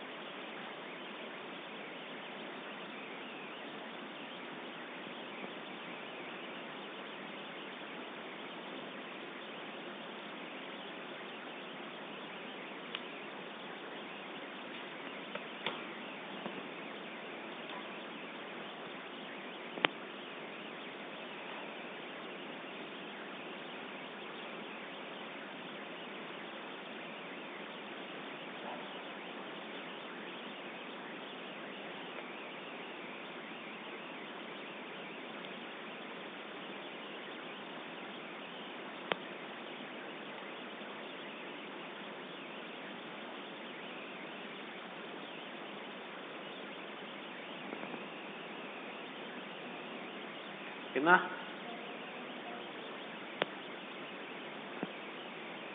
कितनी है?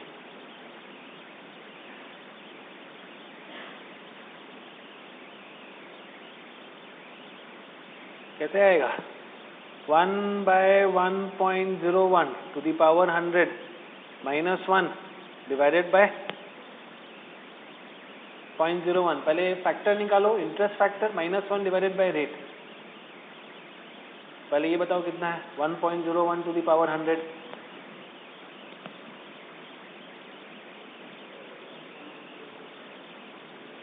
कितना?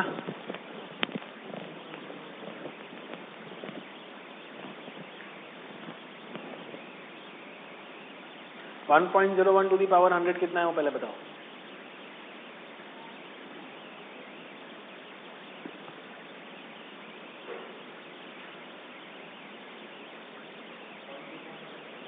पॉइंट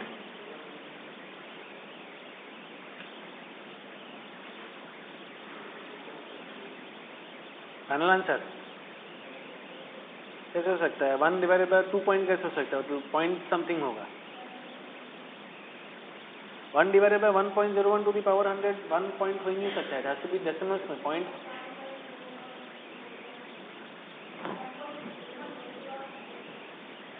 1 डिवाइडेड बाय चाहिए ना। अरे वो तो 9091 तो पहला साल का है, टू दी पावर 100 करना है। वो 10% पे होता है। 10% कर रहे हो 1% कर रहे हो कि बाबा 10% कर रहे हो 1% कर रहे हो? 1% ना। 1.01 1 divided by 1.01 to the power 100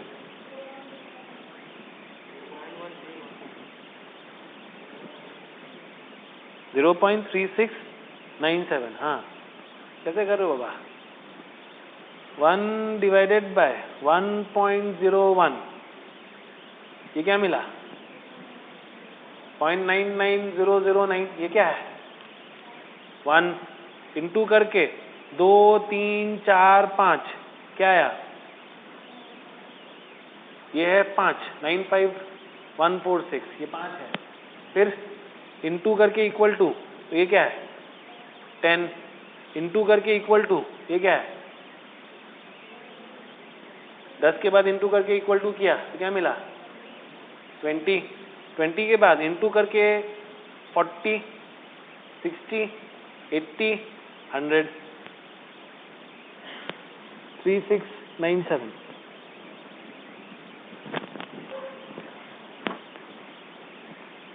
देखो आ रहा है कि नहीं? 100 1.01 to the 1 divided by 1.01 to the power 100।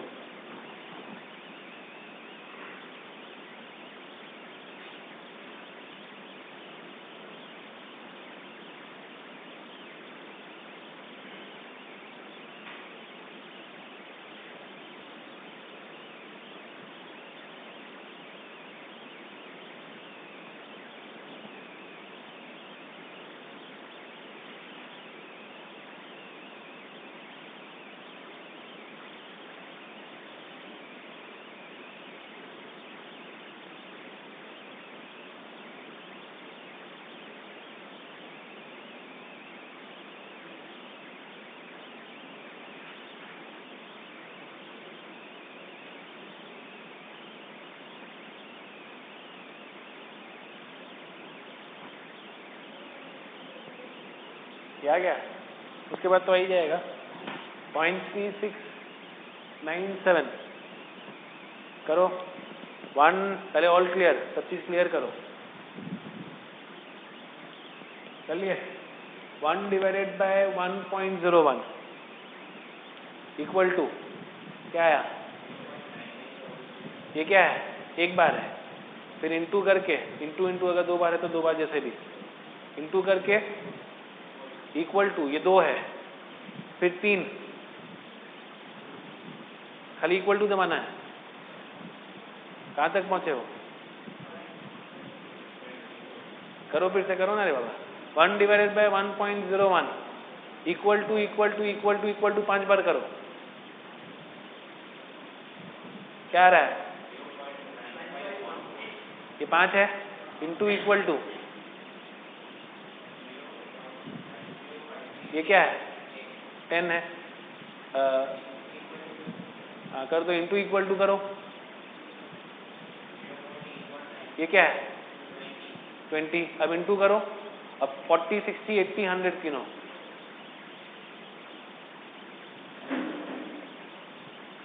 Into करके 40 60 80 100 गिनना है।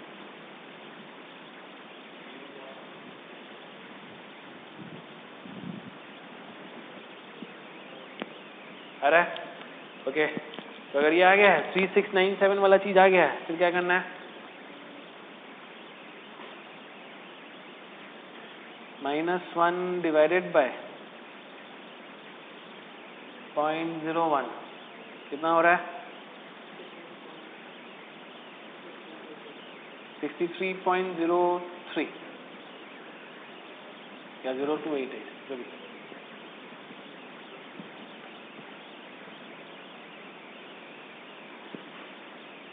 ठीक है, थोड़ा सा प्रैक्टिस करोगे अपने आप होने लगेगा, 5 10 20 में वो डिफरेंस हो रहा है, अपने आप होने लगेगा। फिर से बोलो, FVAF का फॉर्मूला, FVAF का फॉर्मूला,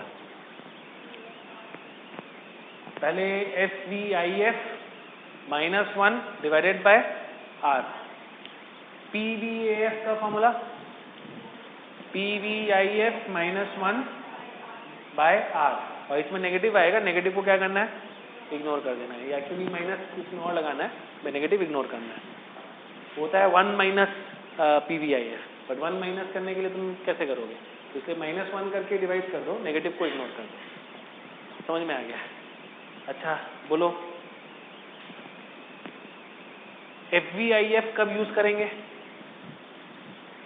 FVIF कब यूज करेंगे, जब मुझे किसका,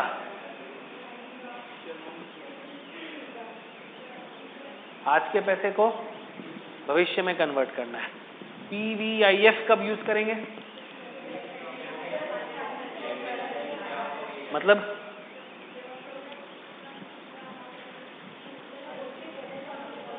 वो कब लाएंगे, हाँ, कि मुझे भविष्य में अगर इतना पैसा चाहिए तो आज के दिन में कितना जमा करना पड़ेगा, तो मुझे उससे पता लगेगा वो कब यूज, उसके लिए क्या यूज करना पड़ेगा, PVIF। FVAF कब यूज करोगे, जब मुझे जानना है कि भविष्य में कितना पैसा होगा, अगर हम लोग पैसा एक बार नहीं, हर साल के एंड में बराबर बराबर जमा करते हैं, हर साल के एंड में। और PVAF कब यूज करना है, जब मेरा पैसा बार बार हर साल के एंड में मिल रहा है और मुझे जानना है कि उसका जो प्रेजेंट वैल्यू है वो कितना है। अगर मैं इतना जमा कर दूं, आज के दिन में इतना पैसा जमा कर दूं, तो हर साल के एंड में मैं कितना पैसा पा सकता हूँ, equal amount of money at the end of each year. अगर मैं आज के दिन में इतना पैसा जमा कर दूं तो हर साल के एंड में मुझे कितना मिलेगा, राइट। अगर मुझे हर साल के एंड में इतना मिल रहा है तो मुझे आज के दिन में उतने के लिए कितना जमा करना पड़ेगा, PV। अगर हर साल के एंड में मुझे एक पैसा मिलता है, 100 रुपये अगर मुझे हर साल के एंड में मिल रहा है, तो वो पाने के लिए मुझे आज के दिन में कितना जमा करना पड़ेगा, ठीक है।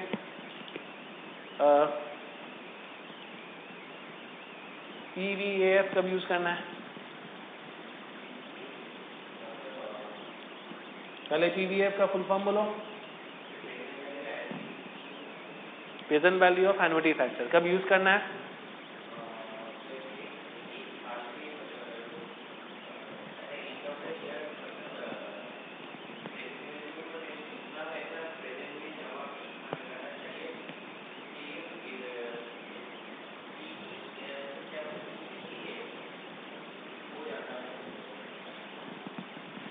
क्या बोले, कुछ भी नहीं समझ में आया।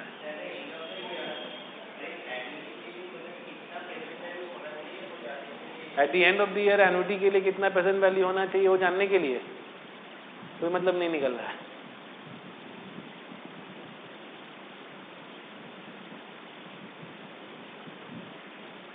एन्युटी मतलब क्या है पहले बोलो, मुझे हर साल के एंड में एक सेम अमाउंट होगा, मिलेगा। अगर मुझे हर साल के एंड में एक सेम अमाउंट चाहिए तो उसके लिए मुझे आज के दिन में कितना जमा करना पड़ेगा, बोलो।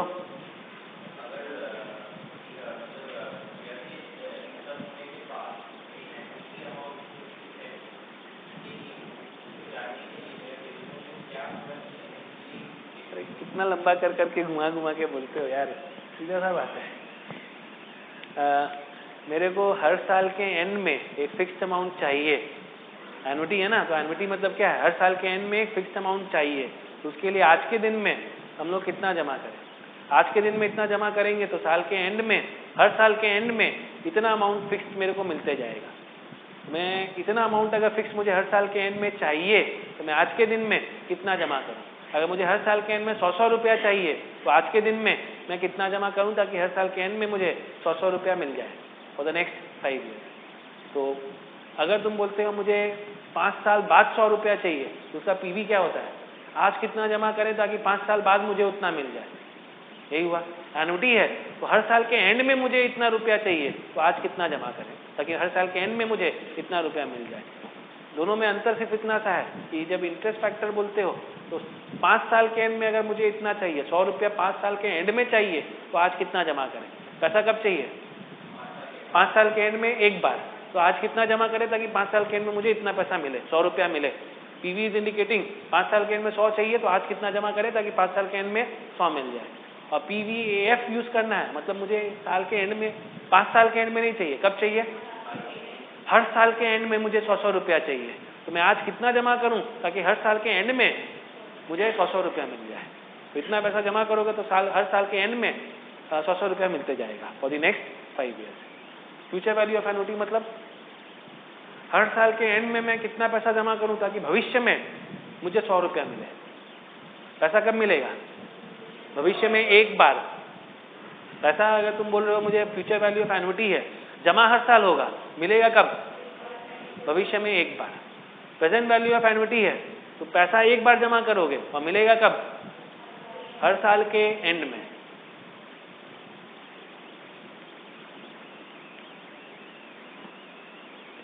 भूल जाओ एनुटी, भूल जाओ, पहले बताओ पीवीआईएफ मतलब क्या है,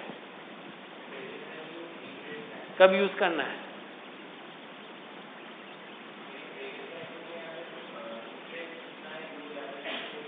प्रेजेंट वैल्यू में इंटरेस्ट कितना है वो जानने के लिए। अरे नहीं बाबा, मुझे भविष्य में अगर कुछ पैसा है, फ्यूचर वैल्यू का मैं प्रेजेंट वैल्यू निकालना चाहता हूँ। 5 साल बाद अगर मुझे 100 रुपया चाहिए तो आज के दिन में कितना जमा करूँ। अदिति तुम पीवी निकालोगे तुमको पता लग जाएगा कि आज के दिन में कितना जमा करें ताकि 5 साल बाद मुझे 100 रुपया मिल जाए। अब मैं एक प्रॉब्लम बोलता हूँ, तुम मुझे बताओ क्या यूज करना है, ठीक है।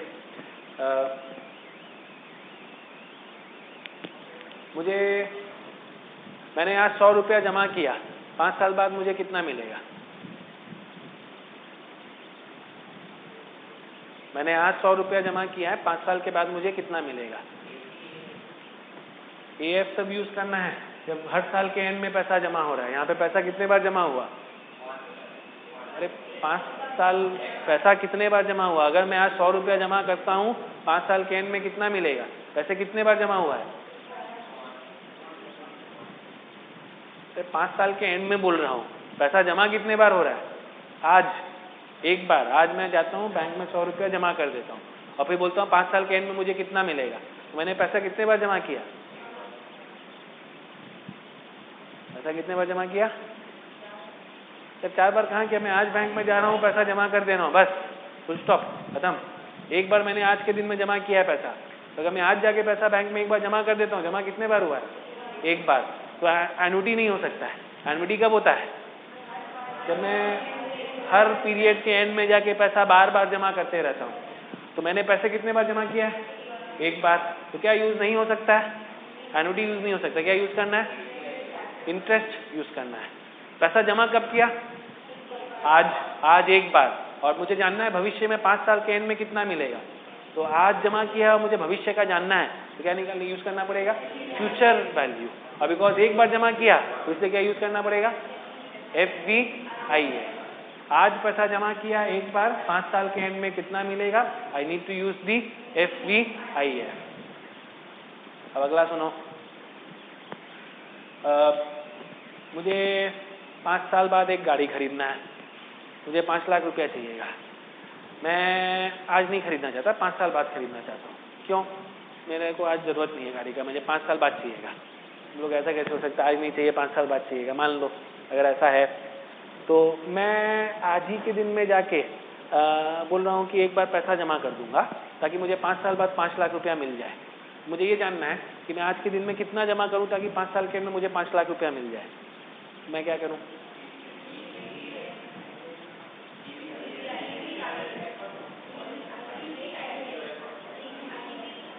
PVIF, YIF। पैसा जमा कब कर रहे हैं? एक बार। अच्छा, और पैसा कब का दिया हुआ है? मुझे क्या पता है? भविष्य का पता है 5 लाख। और मुझे जानना क्या है? आज कितना जमा करें। तो इसे क्या चाहिएगा? PVIF, 5 लाख का PVI, 5 लाख के लिए आज के दिन में कितना जमा करें ताकि वो बढ़ के इंटरेस्ट के साथ में 5 लाख हो जाए। फ्यूचर वैल्यू पता है, प्रेजेंट वैल्यू जानना है। ठीक है। मैं कमाई कर रहा हूँ, मुझे हर साल या हर महीने के एंड में मैं जाके बैंक में 100 रुपये जमा कर देता हूँ। तो मैं हर महीने के एंड में 100 रुपये अपनी सैलरी से अलग करके जमा करते जा रहा हूँ। मैं ऐसा इंटेंट करता हूँ 5 साल तक करूँगा। तो 5 साल के एंड में मेरे पास कितना पैसा होगा?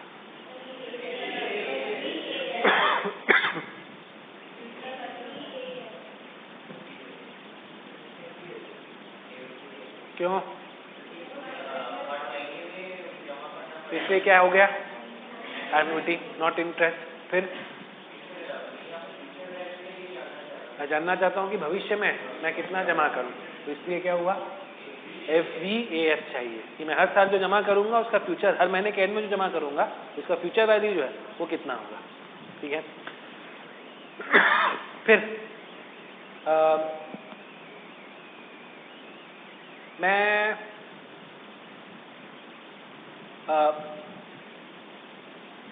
आज कुछ पैसा जमा करना चाह रहा हूँ ताकि हर महीना मुझे 100 रुपया मिलते जाए। मैं पेंशन स्कीम टाइप के बारे में सोच रहा हूँ कि आज कुछ पैसा जमा कर दूँ। जैसे तुम देखते हो ना, ये सब होता है स्कॉलरशिप स्कीम। स्कॉलरशिप स्कीम कैसे चलता है पता है? जैसे तुमको स्कॉलरशिप मिलेगा तो स्कॉलरशिप कैसे मिलता रहता है? हाँ, वो कैसे देता है कोई? वो इंश्योर कैसे करता है कि इतना पैसा हर साल मिलते रहे? आज मुझे अपने नाम पे स्कॉलरशिप चलाना है, तो मान लो मैं क्या करूं, मैं इंस्टीट्यूट को जाके बोलता हूं कि मेरे नाम पे स्कॉलरशिप चला दो। इस लड़के को, जो भी लड़का स्कॉलरशिप के लिए होगा, या 5 लड़के को हर महीना 100 रुपया मिलना चाहिए या 500 रुपया मिलना चाहिए। तो कैसे इंश्योर करोगे? नॉर्मली तुम पैसा आज के दिन में जमा कर देते हो और फिर पैसा क्या करता है? इंटरेस्ट कमाते जाता है। तो जो इंटरेस्ट कमाते जाता है तुम उसको पे आउट करते रहते हो, प्रिंसिपल को इंटैक्ट रखते हो। और कई स्कीम ऐसा होता है जिसमें प्रिंसिपल और इंटरेस्ट दोनों पे करते रहते हो। मतलब वो स्कीम जो है वो एक सर्टेन पीरियड तक चलेगा, उसके बाद चलना बंद हो जाएगा। क्यों? क्योंकि प्रिंसिपल धीरे धीरे क्या होते जाएगा? कम होते जाएगा। खाली इंटरेस्ट पे करोगे तो क्या होगा? प्रिंसिपल इंटैक्ट रहेगा, वो परपेचुअली तक चल सकता है। लेकिन अमाउंट क्या होगा? अगर खाली इंटरेस्ट पे करोगे तो अमाउंट कम होगा, और थोड़े दिन तक चलाओगे प्रिंसिपल और इंटरेस्ट दोगे तो क्या होगा? अमाउंट बड़ा होगा। डिपेंड करता है तुम्हारे पास कितना पैसा, तुम कितना दिन चलाना चाहते हो, उसके हिसाब से ऐसा कर सकते हो। अगर मैं बोलता हूँ कि मैं 100 रुपया करके हर महीना कमाना चाहता हूँ, मुझे हर महीना चाहिए, तो मैं आज कितना पैसा जमा कर दूँ? तो यू नीड दी PVAF कि मैं भविष्य में जो चाह रहा हूँ मुझे उसका आज के दिन में PV जानना है कि मैं आज कितना जमा करूँ ताकि हर महीने के एंड में मुझे 100 रुपया मिलना चालू हो जाए। ठीक है, मोटा मोटी समझ में आ रहा है कब PVAF यूज करना है, कब FVF करना है, कब PVIF और कब FVIF। मेन याद रखना है, अगर एक पैसा है तो फिर IF नॉट AF, और अगर भविष्य का जानना है तो फ्यूचर वैल्यू जानना पड़ेगा, और अगर भविष्य का दिया हुआ है और आज का जानना है तो फिर मुझे PV निकालना पड़ेगा, प्रेजेंट वैल्यू निकालना पड़ेगा। ठीक है, अब जो है हम लोग एक सवाल देखते हैं।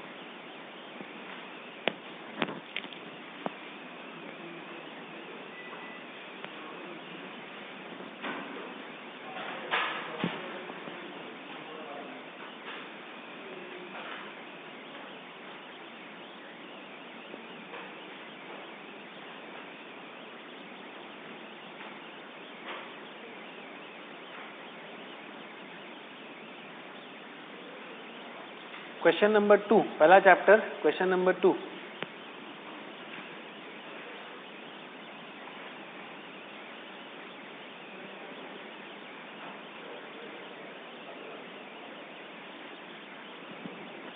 ना ये देखने में एकदम इनोक्वस सा क्वेश्चन है, बट बिलीव मी कॉन्सेप्ट के हिसाब से बाद में तुम रियलाइज करोगे, जैसे तुम शुरू में जब देख रहे थे तो एकदम सिंपल लग रहा था, क्या है फ्यूचर वैल्यू पीवी वैल्यू मुझे पता ही है। फिर आगे जब आए 4 चीज़ में तुम कंफ्यूज हो रहे हो, वैसे जब तुम अभी देखोगे ये क्वेश्चन तुमको एकदम आसान लगेगा, इसमें क्या है तो एकदम आराम का क्वेश्चन है। फिर जब आगे जाओगे तुम देखोगे कॉन्सेप्ट के हिसाब से ये सबसे इम्पोर्टेंट क्वेश्चन है कि हर जगह तुम जब कंफ्यूज हो जाओगे तो will be referring to this question. इस क्वेश्चन के बारे में सोचो, तुमने क्या किया था। हम लोग सोचते हैं यहाँ पे पहला बार अपॉर्चुनिटी कॉस्ट ऑफ कैपिटल 10% है, इसका मतलब कि मुझे पैसा जमा करने पे कितना रेट ऑफ इंटरेस्ट मिलता है, 10%। Rate of interest is 10%। Would you prefer 10,000 today, 17,000 इन 5 साल, और 30,000 इन 10 ईयर्स?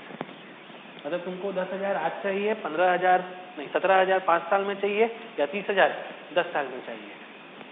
अब तुम जब इसको आंसर करोगे तुम्हारे दिमाग में आएगा 10,000 रुपया आज, 17,000 5 साल बाद, 30,000 रुपया 10 साल बाद। 5 साल और 10 साल कौन देखा है, आज 10,000 रुपया दे दो। दिमाग में यही आता है ना, 5 साल बाद कौन देखा है, आज 10,000 दो ना यार। तो ऐसा नहीं सोचना है कि मुझे आज ही 10,000 रुपया चाहिए, कल का पैसा से आज का पैसा अच्छा है। तो कहावत भी है इंग्लिश में, a bird in hand is worth more than 2 in the Bush. तो हाथ में एक बर्ड हो तो अच्छा है ना, 10,000 आज ही मिल जाए, 15,000 17,000 5 साल बाद कौन देखा है। मैं जीऊँगा नहीं जीऊँगा, जिस बैंक में जमा किया वो रहेगा नहीं रहेगा, रेट ऑफ इंटरेस्ट में क्या होगा नहीं होगा नहीं पता। नहीं, ऐसा नहीं बोलोगे। ऐसा क्यों नहीं? तुम अपने हिसाब से सोच रहे हो अभी, बट आज के सिचुएशन के हिसाब से। बट सोचो जब तुम पैसा कमाने लगते हो तो जो तुम कमाते हो क्या पूरा खर्चा कर देते हो? नहीं, तुम हमेशा क्या करते हो, सेविंग्स करते हो, भविष्य के लिए जमा करना चाहते हो। जब भविष्य के लिए जमा करना चाह रहे हो तो तुम देखना चाहोगे कि मैं कहाँ जमा करूँ, कैसे जमा करूँ, क्या बेटर है। यहाँ पे मुझे समझ में नहीं आ रहा, 10,000 आज, 17,000 5 साल, या 30,000 10 साल बाद, कैसे समझेंगे, कैसे जानेंगे? आइडिया एकदम सिंपल सा है। जब भी हम लोग टाइम वैल्यू बोलते हैं, जब भी हम लोग एफएम में आगे करेंगे, कैपिटल बजटिंग करेंगे, कुछ भी करेंगे, हम लोग का पैसा जो है, तुम जब कंपेयर करोगे, कंपैरिजन के लिए पैसा सेम बेस पे होना चाहिए। पैसा तुमको जोड़ना है, तुम पैसा को तभी जोड़ सकते हो जब वो सेम बेस पे है। सेम बेस पे मतलब एक ही पीरियड पे है। अगर तुम बोलते हो मेरा आज का 10,000 रुपया और 2 साल के बाद का 10,000 रुपया, बोलोगे मेरे पास बताओ टोटल कितना है, तुम बोलोगे 10 और 10 20 है।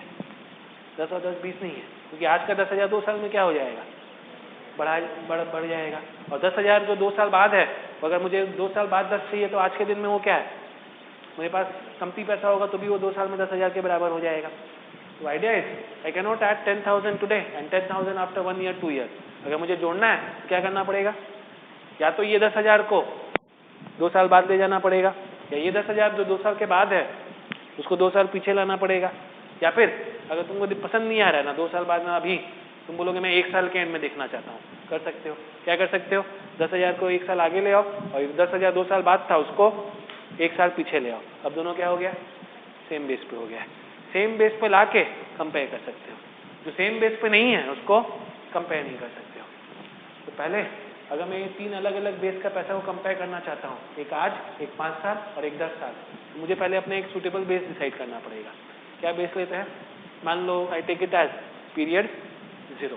तो अगर मैं पीरियड 0 लेना चाहता हूँ तो जो 10,000 है उसको कुछ नहीं करना है, क्योंकि वो क्या है, ऑलरेडी आज है। 17,000 जो है उसको क्या करना पड़ेगा,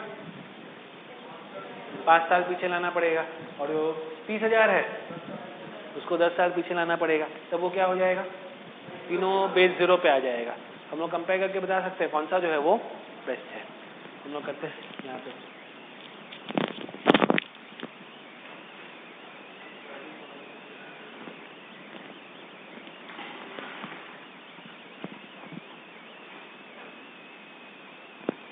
नंबर 1,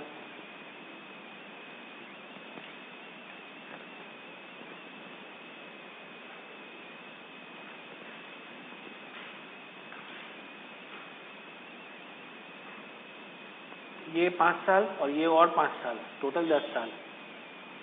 क्या क्या है, 10,000 आज के दिन में, या फिर 17,000 5 साल बाद, या फिर 30,000 10 साल बाद। इसको पीछे लाना है 5 साल, इसको पीछे लाना है 10 साल। बोलो ये कितना है? 1.1 टू द पावर -5।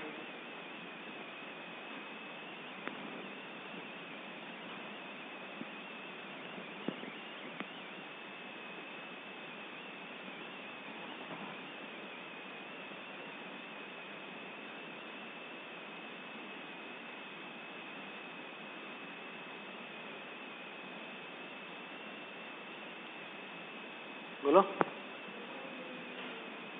0.6209 और 17,000 को मल्टीप्लाई करोगे उससे तो क्या मिलेगा?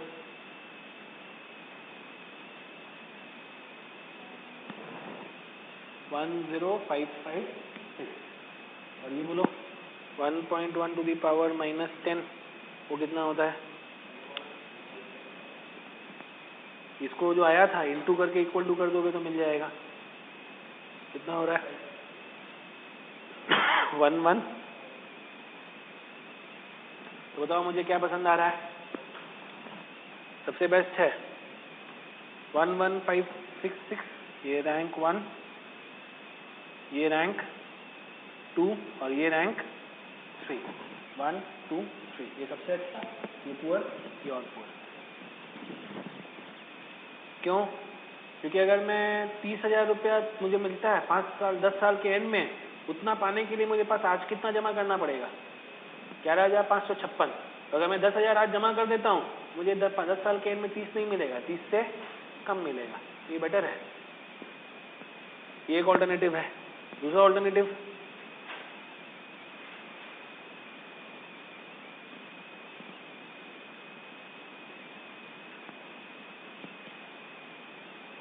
दस 10,000, 17,000, 30,000।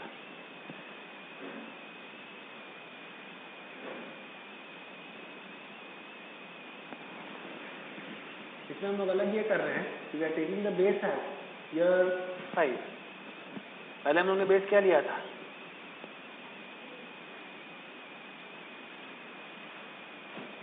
पहले base year 0 is the base year 5। अगर हम लोग ईयर 5 बेस ले लें, ये 10,000 क्या करेंगे? 5 साल आगे ले जाना पड़ेगा।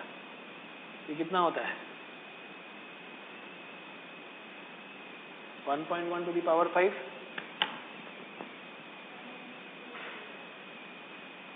2 3 4 5, 1.61 और 10,000 को मल्टीप्लाई करोगे तो हो जाएगा 16,105। और ये जो 30,000 है उसको पीछे लेके आएंगे। कितना बोलो? 5 साल। 1.1 - 5 मेरा निकाला हुआ था, कितना था? 0.6209। तो 30,000 इंटू 0.6209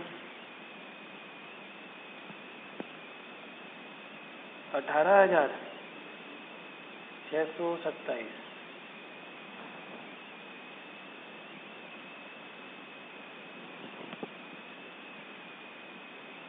अभी भी कौन सा बेस्ट है देख लो।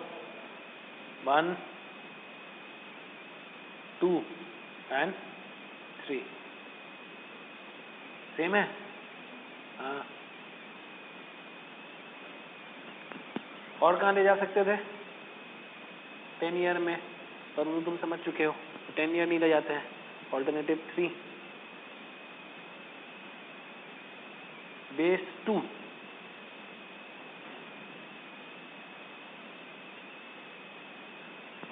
तो लोग ईयर 2 भी ले सकते हैं। अरे हाँ, क्यों नहीं ले सकते? कुछ भी ले सकते हो।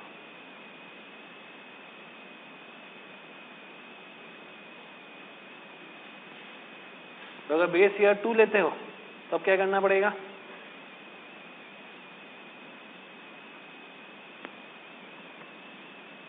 फाइव ईयर्स, यहाँ 10,000, यहाँ पे 17 और फिर 30। अगर हम लोग ने अपना बेस ईयर 2 बनाया है, तो बोलो 10,000 को क्या करना पड़ेगा? 1.1 स्क्वायर 2 साल आगे ले जाना पड़ेगा। मतलब 12,100। 17,000 को पीछे लाना पड़ेगा। कितना कितना हो रहा है बोलो?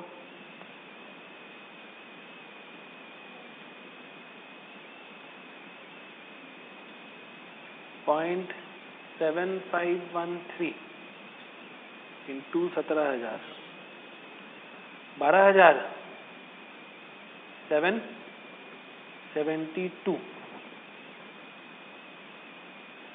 और ये जो 30,000 है उसको भी पीछे लाना पड़ेगा। कितना साल? कितना? 1.10 टू दी पावर -8, 0.4665।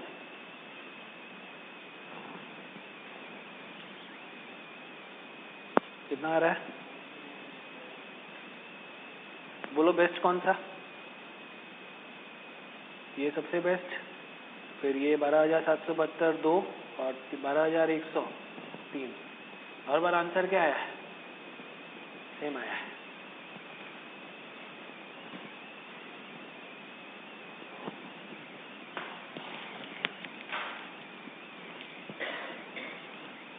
रूल एकदम सीधा था। जब भी पैसा कंपेयर करोगे, ऐड करोगे, लेस करोगे, कुछ भी करोगे, क्या करोगे? पहले उसको एक बेस पे लाओगे और फिर ऐड लेस करोगे। बेस जो है वो नॉर्मली हम लोग ईयर 0 लेंगे, लेकिन ऐसा कुछ जरूरी नहीं है। बेस क्या होना चाहिए? सेम होना चाहिए। कोई भी हो सकता है। It can be any base but it should be the same base. तो मैंने देखो, बोलो डाउट।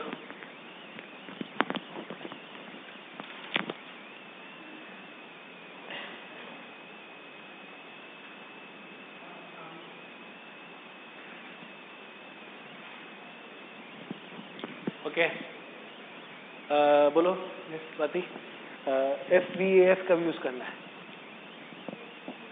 FVAF कब यूज करना है?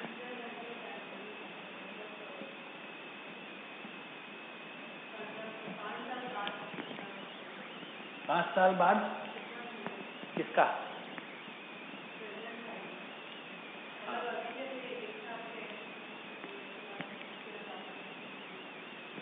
मतलब अगर हर साल के एंड में हम लोग कुछ जमा करें eight the end of each year, तो 5 साल के एंड में मुझे कितना मिलेगा? भविष्य में मुझे कितना मिलेगा अगर मैं हर साल के एंड में एक सेम अमाउंट ऑफ मनी जमा करते रहता हूँ? ओके, PVAF बोलो।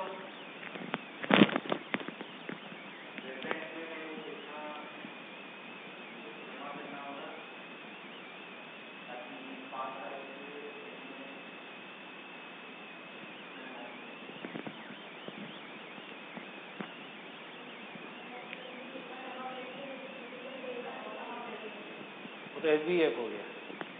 PVAF ठीक बोलो, एक गड़बड़ है। कब चाहिए? फ्यूचर में एक बार चाहिए तो बोलोगे तो फ्यूचर में क्या?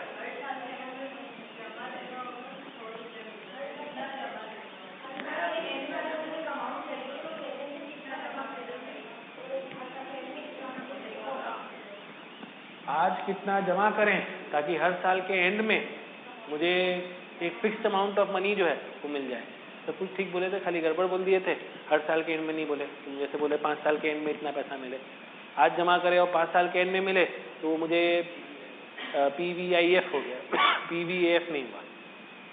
तो अगर हर साल के एंड में कुछ चाहिए तो आज कितना जमा करें? तो हर साल के एंड में same amount at the end of each year.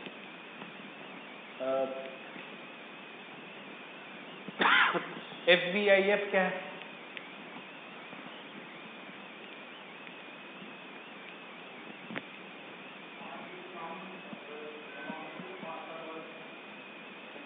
और PVIF क्या है?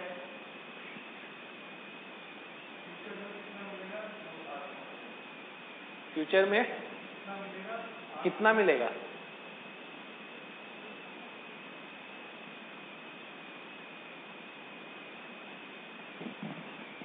PVIF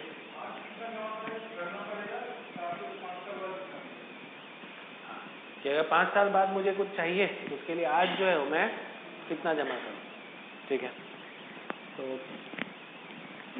कंफ्यूजिंग है। तो मोटा मोटी अगर तुम देखोगे थोड़ा सा सेट हो गया है, मतलब आज नहीं होगा तो अगले बार जब तक आओगे तब तक फिर क्या होगा, फिर वो सब हाँ MRC तो हो ही जाएगा और प्लस सब कुछ गोल गोल नहीं, MRC नहीं होगा, सब कुछ गोल गोल घूमता हुआ नजर आएगा। और जैसे कार्टून में दिखाता है ना, वो एक मुक्का मारा तो चांद सितारा घूम रहा है सर के ऊपर, तो वैसे ही तुम्हारे सर के ऊपर जो है वो FBIF FBAF जो है गोल गोल घूमता हुआ नजर आएगा। कोई खास बात नहीं है। अगर मोटा मोटी आज फॉर्मूला देख लियो, कैलकुलेटर में निकालना सीख गए हो, हम लोग अगला 10-15 क्लास जो है वही करने वाले हैं, FBIF PVIF यही सब करेंगे। होपफुली जब तक खत्म होगा तब तक अंदर चला जाएगा। अभी नहीं गया है लेकिन चला जाएगा। नेक्स्ट कब है? Wednesday morning 8:50।